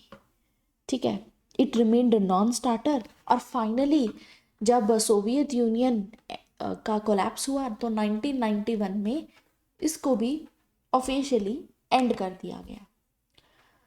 तो यानी कि हमें जो आइडियोलॉजिकल बायोपोलैरिटी देखने को मिलती है कोल्ड वॉर में, वो आइडियोलॉजिकल तो थी ही, लेकिन यूरोप में उस समय पे इकोनॉमिक बायोपोलैरिटी भी देखी गई कि एक जगह पर मार्शल प्लान है और बाइपोलैरिटी दूसरी जगह पर आपका council for Mutual Economic assistance लाया गया है। तो ये सारी चीज़ें थी, ये डेवलपमेंट हो रहे थे। फिर आता है एक मेजर डेवलपमेंट 1962 का क्यूबन मिसाइल क्राइसिस। ये वही समय है जब इंडिया और चाइना के बीच में वॉर स्टार्ट हुई थी, चाइना ने वॉर डिक्लेयर की थी। तो क्यूबन मिसाइल क्राइसिस उस समय पे चल रहा था। एक्चुअली में सोवियत यूनियन ने क्यूबा में न्यूक्लियर वेपन्स डिप्लॉय कर दिए थे, ठीक है, और उसकी रेंज में पूरा का पूरा अमेरिका था। बदले में अमेरिका ने क्यूबा को चारों तरफ से घेर लिया और कहा कि आप ये हटाइए वरना तो हम तहस नहस कर देंगे। तो उस समय पे ये गेम थ्योरी जो चिकन गेम है वो स्टार्ट हो चुकी थी। तो यूएसएसआर ने उस समय पे रिस्पॉन्सिबली एक्ट किया, हालांकि उसकी प्रेस्टीज को काफ़ी नुकसान हुआ, ठीक है, लेकिन अल्टीमेटली रैशनल एक्शन था जो यूएसएसआर की तरफ से था, ठीक है। तो क्यूबन मिसाइल क्राइसिस के बारे में भी आपको पता होगा अगर आपने वर्ल्ड हिस्ट्री पढ़ी है तो, ठीक है। सो अल्टीमेटली जो है इस तरीके की डेवलपमेंट्स हो रही थी। अब जब क्यूबन मिसाइल क्राइसिस रिजॉल्व हुआ, मतलब यहाँ पर जब यूएसएसआर ने पीछे हट गया कि ठीक है हम यहाँ से न्यूक्लियर वेपन्स हटाते हैं, तो कुछ समय के लिए हमें देखने को मिला रिलैक्सेशन ऑफ टेंशंस। एक कोल्ड वॉर में फेज आता है, पीरियड आता है जिसको हम कहते हैं डिटेंटी फेज या डिटेंटी पीरियड ऑफ कोल्ड वॉर, यानी कि एक ऐसा पीरियड जहां पर टेंशंस नहीं होंगी, ज्यादा कॉन्फ्लिक्ट नहीं होगा दोनों पार्टीज के बीच में। तो 1967 से लेकर के 1979 तक यूएसए और यूएसएसआर के बीच में ज्यादा आपको गहमा गहमी नहीं दिखेगी, यानी कि रिलेटिवली पीस दिखेगा। ये एक ऐसा फेज आएगा, मतलब इंप्रूवमेंट नहीं हुई दोनों के बीच में, क्योंकि राइवलरी तो थी ही जियोपॉलिटिकल बेसिस पे, लेकिन टेंशंस में थोड़ी गिरावट दिखी, यानी कि रिलैक्सेशन दिखी। क्योंकि देखो आप जब वॉर लड़ते हो तो कितने लंबे समय तक आप सेम चीज को फ्यूल करते रहोगे, तो सुपर पावर्स भी एग्जॉस्ट हो जाती हैं। तो दोनों ही पार्टी एग्जॉस्ट भी हो गई थी उस समय तक, उनको समय चाहिए था अपने आप को पुनः जागरण करने का, रिजुविनेशन करने का, रिफ्रेशिंग फील करने का, कि वापस से नई एनर्जी के साथ में फिर से फाइट करेंगे। तो डिटेंटिव फेज आता है। तो बहुत सारे स्कॉलर्स हैं जो डिटेंटिव फेज ये टर्म यूज करते हैं टू एक्सप्लेन यूएस और रशिया के बीच में जो रिलैक्सेशन ऑफ टेंशन हुआ था उसको, ठीक है। तो मतलब आप ये देखोगे कि ये एक ऐसा समय था जब थोड़ा बहुत ईस्ट और वेस्ट जर्मनी के बीच में भी रिलेशनशिप इंप्रूव हो गए, और ये वो समय है जब बहुत सारी ट्रीटी साइन की गई। ये वो समय है जब 1964 में पार्शियल टेस्ट बैन ट्रीटी आई, जहां पर ये बात की गई कि एटमॉस्फेयर में या वाटर में न्यूक्लियर टेस्टिंग नहीं हो सकती, उस पर बैन लगा दिया गया। ये वो फिर इसके बाद आउटर स्पेस ट्रीटी आई 67 में, एनपीटी 1969 में आई, फिर ऐसी एंटी बैलिस्टिक मिसाइल ट्रीटी आई अल्टीमेटली 1972 में, और 2002 तक आते आते यूएसए ने इससे विड्रॉ कर लिया था बाद में। अब वो अलग बात है, फिर सॉल्ट ट्रीटी और ये सब भी आया। ऐसे ही 1975 में एक अकॉर्ड साइन किया गया, हेलेंस्की अकॉर्ड। तो काफी सारी ऐसी पॉजिटिव सी डेवलपमेंट हुई, और जो हेलेंस्की अकॉर्ड उस समय पे साइन किया गया था वो आज भी काफी रेलेवेंट है। देखिए वी हैव 1975 हेलेंस्की अकॉर्ड।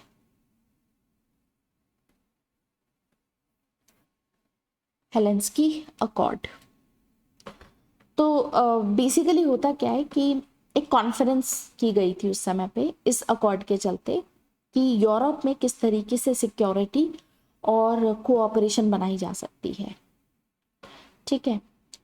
तो आइडिया ये था कि आपस में कोऑपरेशन करनी है, कलेक्टिव डिफेंस की बजाय कोऑपरेटिव सिक्योरिटी होनी चाहिए। तो आज भी Helsinki accord is the only security platform जहां पर रशिया वेस्टर्न कंट्रीज के साथ में इन्वॉल्व है। तो जब ये हुआ था ना कि यूरोप में सिक्योरिटी के लिए दोनों यूएसए और यूएसएसआर काम करेंगे, तो हेलेंस्की अकॉर्ड की वजह से हुआ, इस डेवलपमेंट की वजह से हुआ। तो अल्टीमेटली आज भी एक लौता प्लेटफॉर्म जहां पर Russia is involve with western countries is Helsinki accord. Russia basically चाहता था कि ये मेन प्लेटफॉर्म रहे फॉर सिक्योरिटी कोऑपरेशन। इसीलिए रशिया नेटो को इररिलेवेंट बनाना चाहता था। यही कारण है कि रशिया ने हेलेंस्की अकॉर्ड के लिए हामी भरी, हाँ कहा। और रशिया को सेटिस्फाई करने के लिए यू नो उस समय पे एक काउंसिल भी बनाई गई थी, NATO Russia NATO Russia partnership council बनाई गई, क्योंकि रशिया को नेटो से प्रॉब्लम थी। तो रिलैक्सेशन ऑफ टेंशन्स में ये जो आपका डिटेंटिव फेज आता है, उस समय पे ये डेवलपमेंट्स हुए हैं। बट अगेन ये कोई खास इतना बॉडी काम नहीं करी, ठीक है। बट स्टिल पहली बार ये कहा दोनों साइड्स ने कि कोई भी जो बाउंड्रीज हैं यूरोप की उसको ऑल्टर नहीं करेगा, उसको बदलेगा नहीं। लेकिन आप देखते हैं कि 2014 में जब रशिया ने क्रीमिया को एनेक्स किया, तो फिर रशिया पे ये एलिगेशंस लगाए गए कि आपने हेलेंस्की, इट्स नॉट हेलेंस्की, देख लीजिएगा, I don't remember the spelling, काफ़ी समय हो गया है वर्ल्ड हिस्ट्री में, ठीक है। बट इट्स समथिंग हेल्स की, ऐसा ही कुछ है, हेलेंस्की ही है समथिंग, बट स्पेलिंग में मिस्टेक है आई थिंक। तो हेलेंस्की अकॉर्ड वॉयलेट यहाँ पर रशिया करेगा, किया उसने, ऐसा एलिगेशंस लगाए गए कि आपने तो कहा था कि आप यूरोप में ऑल्टर नहीं करोगे बाउंड्री या ऐसा नहीं करोगे, बट आपने किया। और वो चीज़ है बेसिकली तो इस फेज़ में आपको कोऑपरेशन दिखेगी यूएसए और यूएसएसआर के बीच में। इनफैक्ट स्पेस को भी लेकर के इस फेज़ में आपको दिखेगा कि कोऑपरेशन होगी दोनों के बीच में, ठीक है। एंड बायलेटरल ट्रेड स्टार्ट हो जाएगा टू एन एक्सटेंट, जैसे कि रशिया को वीट प्रोवाइड किया जाएगा इस समय पे। ऑल्दो रिलेटिवली थोड़ा बहुत पीस था, लेकिन ऐसा नहीं है कि पूरी तरीके से ख़त्म हो चुकी थी राइवलरी। न्यूक्लियर आर्म्स रेस अभी भी चल रही थी। इंटरकॉन्टिनेंटल बैलिस्टिक मिसाइल्स दोनों कंट्रीज़ ने बनाना शुरू कर दिया था। सबमरीन लॉन्च बैलिस्टिक मिसाइल्स बनाना शुरू कर दिया था। सिमिलरली और भी दूसरी टेक्नोलॉजीज थी न्यूक्लियर आर्म्स में, वो बनानी शुरू कर दी थी। लेकिन फिर इसके बाद there is a return of cold War. 1979 में अफगानिस्तान इन्वेजन के बाद टिल 1989 हम देखते हैं कि वापस से कोल्ड वॉर पीरियड आ गया। उस समय पे हुआ ये कि यूएस में रोनाल्ड रेगन पावर में आए थे और उन्होंने कहा कि ये जो डिटेंटिव फेज है हमारा जो यूएसएसआर के साथ में चल रहा है, इसको ख़त्म करने की ज़रूरत है। और उस समय पे इन्होंने इनिशिएट किया, रेगन ने स्ट्रेटेजिक डिफेंस इनिशिएटिव SDI, ये इन्होंने इनिशिएट किया, स्ट्रेटेजिक डिफेंस इनिशिएटिव। तो this was by Ronald Reagan, ठीक है, ये उस समय पे प्रेसिडेंट थे। तो ये जो इनिशिएटिव है इसी को स्टार वॉर्स प्रोजेक्ट कहा गया। स्टार वॉर्स प्रोजेक्ट ये इन्होंने इनिशिएट किया, ठीक है। तो इसमें ये था कि यूएसए जो है, जो अफगानिस्तान में इस्लामिक इंसर्जेंस बढ़ रहा है उसको यूज़ करेगा और जो अफगानिस्तान की कम्युनिस्ट गवर्नमेंट है उसको टॉपल करने की कोशिश करेगा, उसको हटाने की कोशिश करेगा। यूएसए ने ये सब स्टार्ट किया। अब अफगानिस्तान सोवियत यूनियन के लिए बहुत इम्पोर्टेंट था, क्योंकि अगर अफगानिस्तान कंट्रोल में रहेगा तो सेंट्रल एशिया पे भी कंट्रोल स्ट्रांग रहेगा और अल्टीमेटली लॉन्ग रन में हो सकता है पाकिस्तान भी इन्फ्लुएंस में आ जाए और इंडियन ओशन का एक्सेस मिल जाए रशिया को, यूएसएसआर को। तो इसीलिए अफगानिस्तान जो है यूएसएसआर की सॉफ्ट बेली बना जाता है, मतलब एक सॉफ्ट एरिया ऐसा। तो यूएसएसआर ने 1979 में अफगानिस्तान में अपनी फोर्सेस भेजी, क्योंकि यूएसए ने उस समय पे कम्युनिस्ट गवर्नमेंट को टॉपल करना स्टार्ट कर दिया था। तो जब यूएसएसआर को दिखा कि यार कम्युनिस्ट गवर्नमेंट यहाँ से जा रही है, तो उसको रिस्टोर करने के लिए यूएसएसआर गया था और वहाँ से दोबारा से कोल्ड वॉर स्टार्ट हो गई। अब चीज़ें बहुत ही डेंजरस थी क्योंकि अब आइडियोलॉजिकल बेसिस पे काम नहीं हो रहा था, अब इंस्टेबिलिटी बहुत बढ़ गई। तो हम देखते हैं कि लेकिन उसी समय पे 1985 की बात है, क्योंकि रशिया सोच के गया था कि 6 महीने 1 साल लगेगा, कर लेंगे मैनेज। लेकिन रशिया में इकोनॉमिक क्राइसिस आ गया और वही समय था जब यूएसए ने ये भी मेक श्योर किया कि तेल का दाम गिर जाए। ठीक है, तो तेल का दाम गिर जाए तो एक तरफ आप देखेंगे कि यूएसएसआर अफगानिस्तान की वॉर में इन्वॉल्व था, दूसरी जगह पर यूएसए फोर्स कर रहा था न्यूक्लियर आर्म्स रेस में यूएसएसआर को। इकोनॉमिक क्राइसिस जो है यूएसएसआर का कई गुना बढ़ गया। तो यूएसएसआर अफगानिस्तान में सोवियत यूनियन ये वॉर नहीं जीत पाया और अल्टीमेटली अफगानिस्तान जो है वो आप कह सकते हो कि यूएसएसआर के लिए वियतनाम जैसा था। जैसे यूएसए के लिए वियतनाम था, वैसे ही यूएसएसआर का वियतनाम अफगानिस्तान था। मतलब जहाँ से अमेरिका की भी पावर पे क्वेश्चन मार्क लगा वो वियतनाम। ठीक है, तो अल्टीमेटली यूएसएसआर को अफगानिस्तान से अपनी फोर्सेस निकालनी पड़ गई बाहर। 10 साल के बाद भी अफगानिस्तान के जो मुजाहिदीन थे उनको ये डिफीट नहीं कर पाए, तो यूएसएसआर हार गया। वाई? क्योंकि उसने सोचा था कि गुरिल्ला वॉरफेयर होगा, बस जल्दी से जाएंगे, दोबारा से कम्युनिस्ट गवर्नमेंट इंस्टॉल करेंगे, काम हो जाएगा। दूसरा, यहाँ पर एयर पावर की बहुत ज़रूरत थी यूएसएसआर को, और एयर पावर जो यूएसएसआर की थी वो यूएसए ने न्यूट्रलाइज कर दी। क्यों?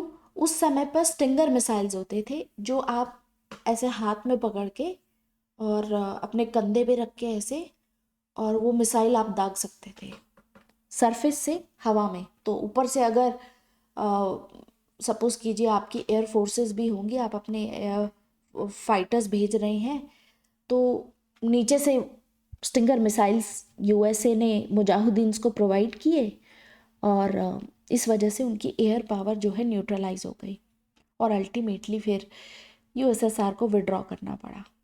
आगे जाकर के फिर जब गल्फ वॉर हुई तो यूएसएसआर ने कोई ऑपोजिशन किया नहीं एंड अल्टीमेटली जो है कोलैप्स हो गया सोवियत यूनियन का एंड एक यूनिपोलर वर्ल्ड ऑर्डर देखा गया। और भारत की पॉलिसी अगर इसमें देखोगे तो वो उसमें भी चेंज देखा गया। पहली बार गल्फ वॉर का समय है जब भारत ने अलाउ किया कि अमेरिका के प्लेन्स जो इराक की तरफ जा रहे थे वो भारत लैंड कर सकते हैं रीफ्यूलिंग के लिए।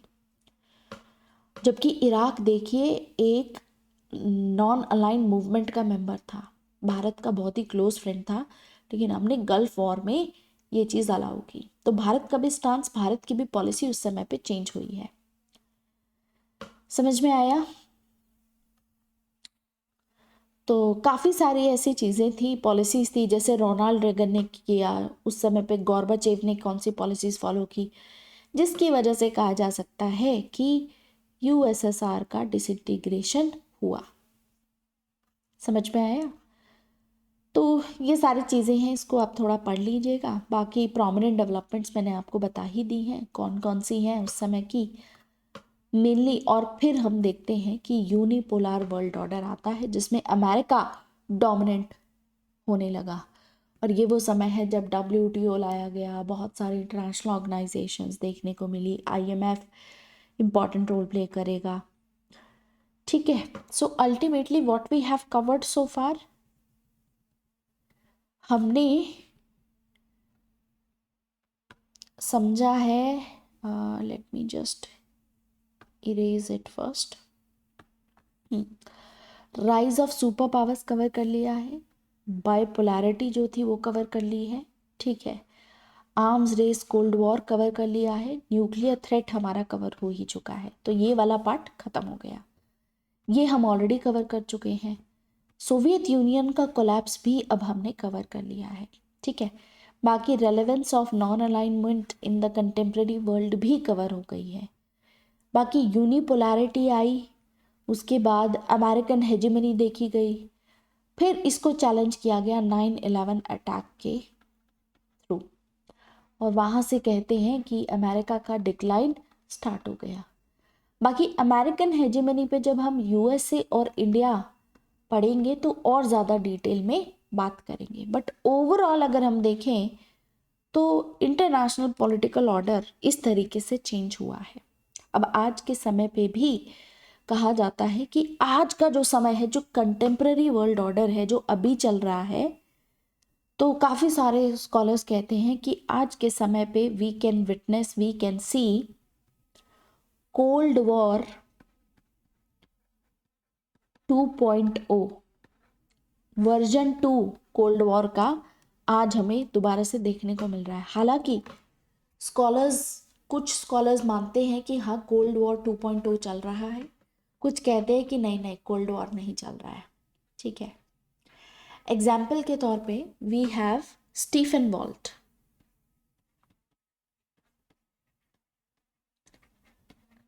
अगर स्टीफन वॉल्ट की माने तो स्टीफन वॉल्ट ये कहते हैं कि जो करंट रिलेशनशिप है, ठीक है, अगर उसको हम कहेंगे कि यूएसए और रशिया के बीच में जो रिलेशनशिप है तो वो कोल्ड वॉर जैसी है, तो ये कहते हैं कि नहीं, इट इज़ हाईली मिसलीडिंग।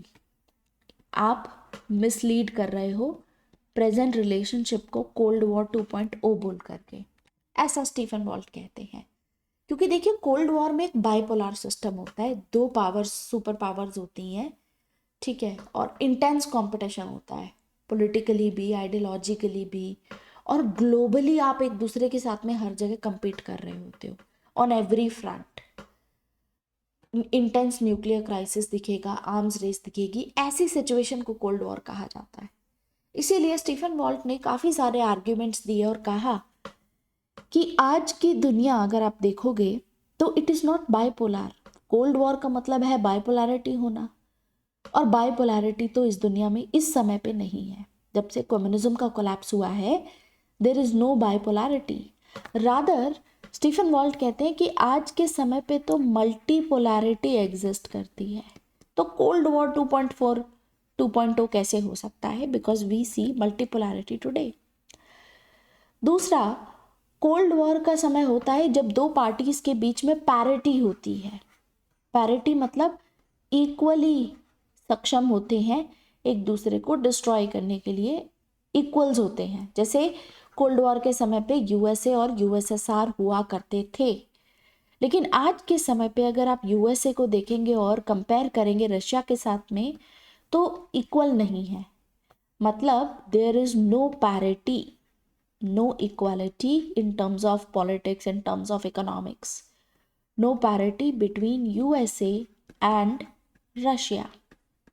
इसीलिए भी स्टीफन वॉल्ट कहते हैं कि कोल्ड वॉर नहीं है। आज के समय पे अगर हमें यूएसए को देखना हो तो स्टीफन वॉल्ट कहते हैं कि यूएसए इज अ गॉडजिला।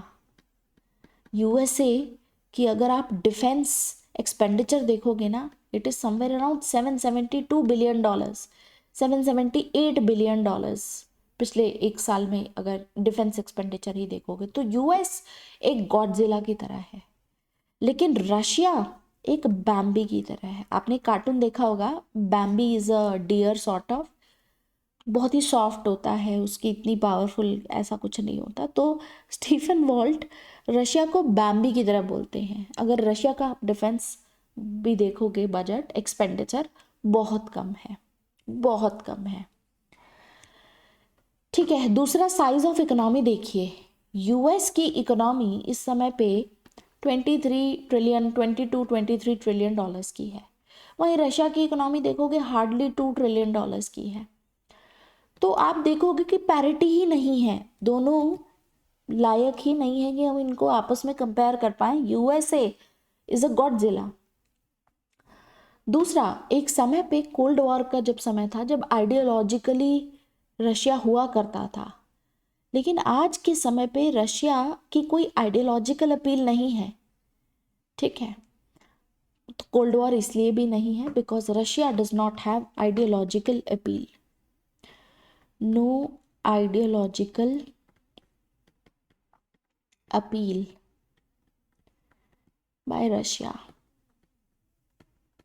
ये भी एक कारण है कि कोल्ड वॉर नहीं है। बाकी यूएस से और रशिया के बीच में जो कंपटीशन है कोल्ड वॉर के समय पे, ये कंपटीशन ग्लोबल हुआ करता था, लेकिन आज के समय पे ये कंपटीशन ग्लोबल नहीं है। सिर्फ कुछ ही ऐसे बहुत गिने चुने से थोड़े बहुत से एरियाज हैं जहाँ पर थोड़ा बहुत compete कर लेते हैं ये। और ये कौन से एरियाज हैं? या तो रशिया का नेबरहुड होगा जहाँ पर compete करते हैं, या फिर मिडल ईस्ट में। इसके अलावा कहीं पर भी आपको दोनों का कंपटीशन नहीं देखने को मिलेगा। इस वजह से भी इसको कोल्ड वॉर 2.0 नहीं कहा जा सकता है। और फिर स्टीफन वॉल्ट कहते हैं कि आज के समय पे यूएसए का कंसर्न रशिया नहीं है, आज के समय पे यूएसए का कंसर्न है rising China. Rising China is the concern of US. इसीलिए भी कोल्ड वॉर 2.0 रशिया और यूएस के बीच में नहीं है। समझ में आया ये चीज़? तो यानी कि स्टीफन वॉल्ट कहते हैं कि ये बहुत ही मिसलीडिंग टर्म है अगर आप कहते हैं कि आज भी यूएसए और रशिया के बीच में कोल्ड वॉर चल रही है, नए टाइप की, या वर्जन 2 चल रहा है। क्योंकि ये कहते हैं कि अगर आप ऐसे बोलेंगे तो आप मिसलीड कर रहे हो। इससे जो फॉरेन पॉलिसी मेकर्स होंगे ना, वो मजबूर हो जाएंगे कि वो रशिया को एज अ प्रायोरिटी फोकस करें और चाइना के थ्रेट को इग्नोर कर दें। जबकि आज के समय पे स्टीफन वॉल्ट कहते हैं कि चाइना ज़्यादा बड़ा थ्रेट है, रशिया नहीं है। समझ में आई ये चीज़? फिर इसके अलावा स्टीफन वॉल्ट कहते हैं कि कोल्ड वॉर एक बहुत ही नॉस्टैल्जिक टर्म है जो पुराने समय पे यूज़ की जाती रही है। आज के समय पे इसको हमें बहुत ही कॉशियसली यूज़ करना होगा, इसीलिए कोल्ड वॉर 2.0 वर्ड यूज़ मत कीजिए, ये मिसलीडिंग वर्ड है। सिमिलरली हमारे पास और भी थिंकर्स हैं। We have Michael Kofman. Cold War 2.0 को लेकर के ये क्या कहते हैं? Michael Kauffman. माइकल कॉफमैन का कहना है, ये कहते हैं कि जो प्रेजेंट रिलेशंस हैं, अगर आप यूएसए और रशिया के बीच में देखें, उसको हम कोल्ड वॉर नहीं कह सकते। ये भी अग्री नहीं करते कोल्ड वॉर 2.0 से। ये कहते हैं कि अगर आप रशिया को यूएसए के साथ में, रशिया को, जो आज का रशिया है, उसकी जो आज की इमेज है, और उसको अगर आप यूएसएसआर की इमेज के साथ में अगर आप कंपेयर करते हैं, तो there is no match. USSR बहुत पावरफुल हुआ करता था, आज का रशिया उतना पावरफुल नहीं है। आज का जो रशिया है, it is actually a declining regional power. तो प्रॉब्लम यूएसए के साथ में क्या है कि USA has this feeling of enemy deprivation. May be ये कारण है जिसकी वजह से यूएस के जो फॉरेन पॉलिसी मेकर्स हैं, फिर भी कुछ ऐसे लोग कह देते हैं कि मतलब रशिया आज भी हमारे लिए थ्रेट है। जबकि माइकल कॉफमैन कहते हैं कि रियल थ्रेट आज भी चाइना है। आज के समय पे जो रियल चैलेंज है वो चाइना है। चाइना से अटेंशन को डाइवर्ट मत कीजिए। We can not ignore China in this case. तो इसीलिए माइकल कॉफमैन भी कहते हैं कि कोई कोल्ड वॉर 2.0 नहीं चल रही है। Similarly we have other thinkers also. We have scholars from Carnegie Endowment for Peace, जिसमें आते हैं डिमिट्री ट्रेनिन,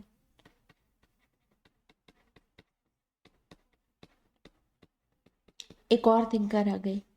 तो मतलब अगर आपको क्वेश्चन आएगा कोल्ड वॉर 2.0 का, तो आप ये सारी बातें तो लिखेंगे, लेकिन इन सारी आर्ग्यूमेंट्स को जब आप देंगे, आप इन आर्ग्यूमेंट्स को सपोर्ट करेंगे थिंकर्स के साथ में, बिना थिंकर्स के भी लिख सकते हैं आप, लेकिन कोशिश कीजिएगा कि आपको थिंकर्स याद रहें। ये सारे आर्ग्यूमेंट्स लिखिएगा, लेकिन थिंकर्स के साथ सपोर्ट करोगे तो आपको ज़्यादा अच्छे मार्क्स मिलेंगे, ठीक है। तो वी हैव डिमिट्री ट्रेनिन, उनका क्या कहना है? ये मानते हैं कि आज के समय पे कोल्ड वॉर चल रही है। सिमिलरली वी हैव अलेक्सी आर्बाटोव,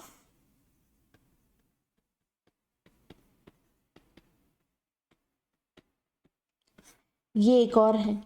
अब ये क्या कहते हैं? ये भी यही कहते हैं कि प्रेजेंट स्टेट ऑफ रिलेशंस हैं वो कोल्ड वॉर के काफ़ी क्लोज हैं यूएसए और रशिया के बीच में। ये कहते हैं कि आज के समय पे भी सेम लेवल ऑफ सस्पेशन देखने को मिलेगा जो पहले हुआ करता था यूएसए और यूएसएसआर के बीच में।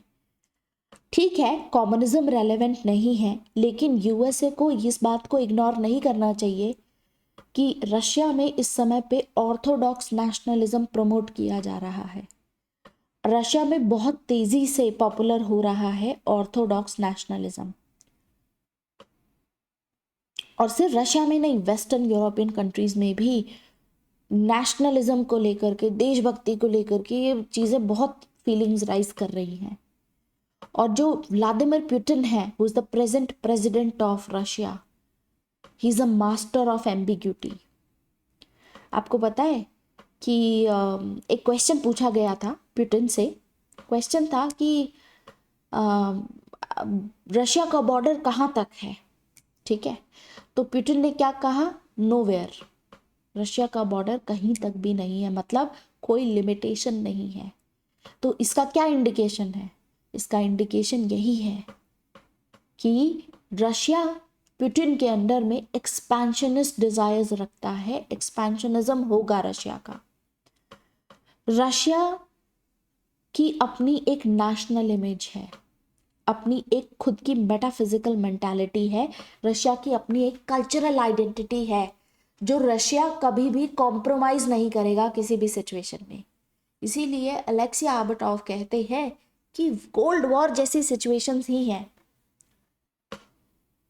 अगर वेस्ट ये सोचता है कि पुतिन जो है वैसा नहीं करेंगे जैसा यूएसएसआर में होता था, तो वेस्ट कंट्रीज को, यूएसए को ये नहीं भूलना चाहिए कि पुतिन क्या मानते हैं कि जब कम्युनिज्म का कोलैप्स हुआ, जब यूएसएसआर का कोलैप्स हुआ, पुतिन उसको सबसे बड़ा जियोपॉलिटिकल डिजास्टर मानते हैं कि ये बहुत गलत हुआ। पुतिन ने ये चीज़ कही थी, पुतिन सेड दैट कि यूएसएसआर के कोलैप्स होने की वजह से अगर किसी को दर्द महसूस नहीं हुआ तो उसके पास दिल नहीं है। वेराज पुतिन कहते हैं जो लोग यूएसएसआर को, those who want to rebuild USSR, उनके पास दिमाग नहीं है। तो ये भी एक इंडिकेशन ही है कि पुतिन बहुत ही प्रैक्टिकल आदमी है, प्रैग्मेटिक है। तो अभी इस समय पे जो पुतिन, जो भी डेवलपमेंट्स हो रही हैं, he has thrown the ball in the court of West कि आप कैसे रिएक्ट करोगे उसके अकॉर्डिंगली हम देखेंगे। बट एट टाइम्स पुतिन का ये माना जाता है कि वो चाहते हैं कि जो रशिया की सिविलाइजेशन की ग्लोरी है उसको दोबारा से रिवाइव किया जाए, वापस से रशिया को सुपर पावर बनाया जाए, ऐसा पुतिन चाहते हैं। और इसीलिए अलेक्सी आर्बाटोव कहते हैं कि कोल्ड वॉर ही चल रहा है, यही सच्चाई है।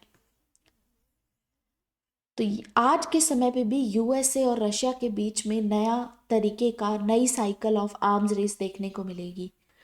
आज भी आप देखेंगे कि समय समय पे मिलिट्री कॉन्फेडरेशन होता रहता है, चाहे फिर वो बाल्टिक हो या ब्लैक सी एरिया हो या आर्कटिक हो या एशिया पैसिफिक हो। पॉसिबिलिटी है कि कहीं पर भी मिलिट्री कॉन्फेडरेशन दोनों आर्मी के बीच में हो सकता है। हमें क्यूबन मिसाइल क्राइसिस को नहीं भूलना चाहिए, जिसकी वजह से ये दुनिया ऑलमोस्ट न्यूक्लियर वॉर स्टार्ट करने वाली थी। क्यूबन मिसाइल क्राइसिस प्लान करके नहीं किया गया था, कुछ ऐसे इवेंट्स हुए थे, अल्टीमेटली जिसके चलते वॉर जैसे सिचुएशंस बन गई थी। तो हमें ऐसी सिचुएशंस को भूलना नहीं चाहिए, ठीक है। आज भी ये सिचुएशंस मिडल ईस्ट में या ईस्टर्न यूरोपियन कंट्रीज में आपको देखने को मिलेंगी।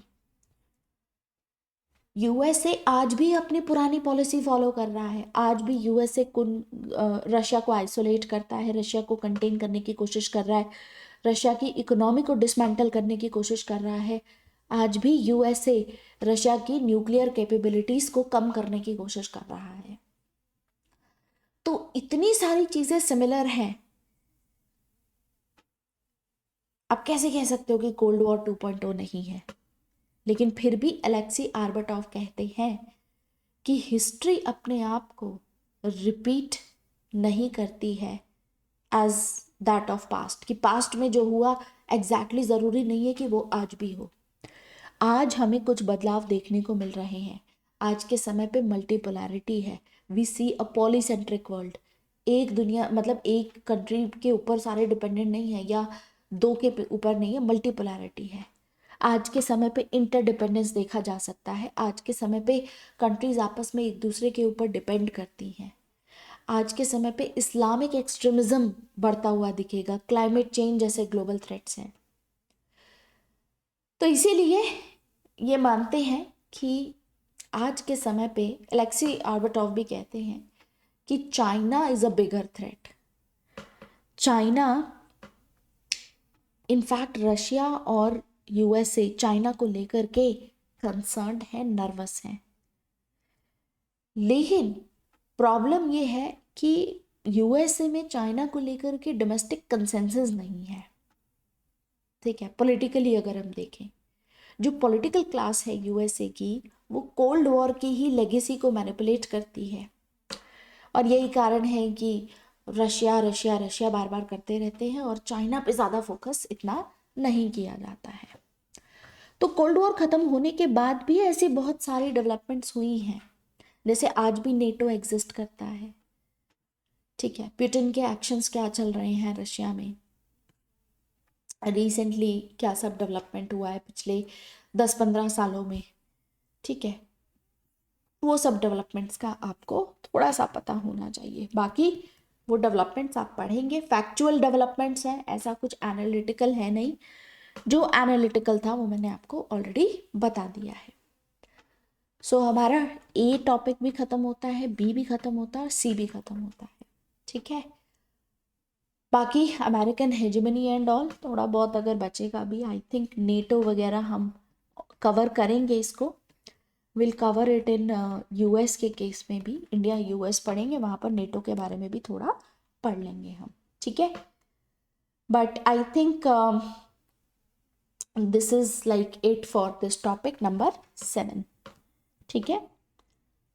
सो आज के समय पे आपका ऑलमोस्ट हम पेपर 2 सेक्शन ए और बी के काफ़ी क्लोज आ गए हैं क्लोज करने के, क्योंकि आने वाले समय में जो क्लासेस होंगी अगेन उसमें भी आपका ज़्यादातर जो फैक्चुअल पार्ट है कि चाइना में या यूएस, ये मेजर सेंटर्स को पहले फोकस करेंगे। तो पहले मैंने कोशिश ये की थी कि आपका जल्दी ख़त्म हो जाए ताकि हम पेपर 1 सेक्शन भी 15 तारीख तक फिनिश कर दें, बट ऐसे कोई जल्दबाजी नहीं है। अगेन अगर जनवरी के एंड भी हो जाएगा, क्योंकि पर्पस ये है कि क्लास जो हो रही है आपकी बहुत ही डिटेल में हो, आपको सारी चीज़ें समझ में आए, क्योंकि एक बार समझने की ज़रूरत है। नोट्स आपके पास में है, उसको पढ़ोगे आप, वो सारी चीज़ों को रिवाइज करोगे, तो ultimately you will be able to get a hold of this subject very easily, ठीक है। So I think this is it for this session. We are done with topic number 7। तो हमारा पेपर 2 सेक्शन ए में अब अगर आप देखें, ये 6 टॉपिक्स फिनिश हो चुके थे, 7वां टॉपिक भी फिनिश हो गया है and 9th topic is also done. कल हम 8th टॉपिक ये वाला कवर करेंगे। हालांकि देखिए मैंने इसमें थोड़ा बहुत आपको बता ही दिया है, what is this Council for Mutual Economic Assistance. Bretton Woods से लेकर के WTO तक का सफ़र इकोनॉमिक्स में आप पढ़ ही लेते हो।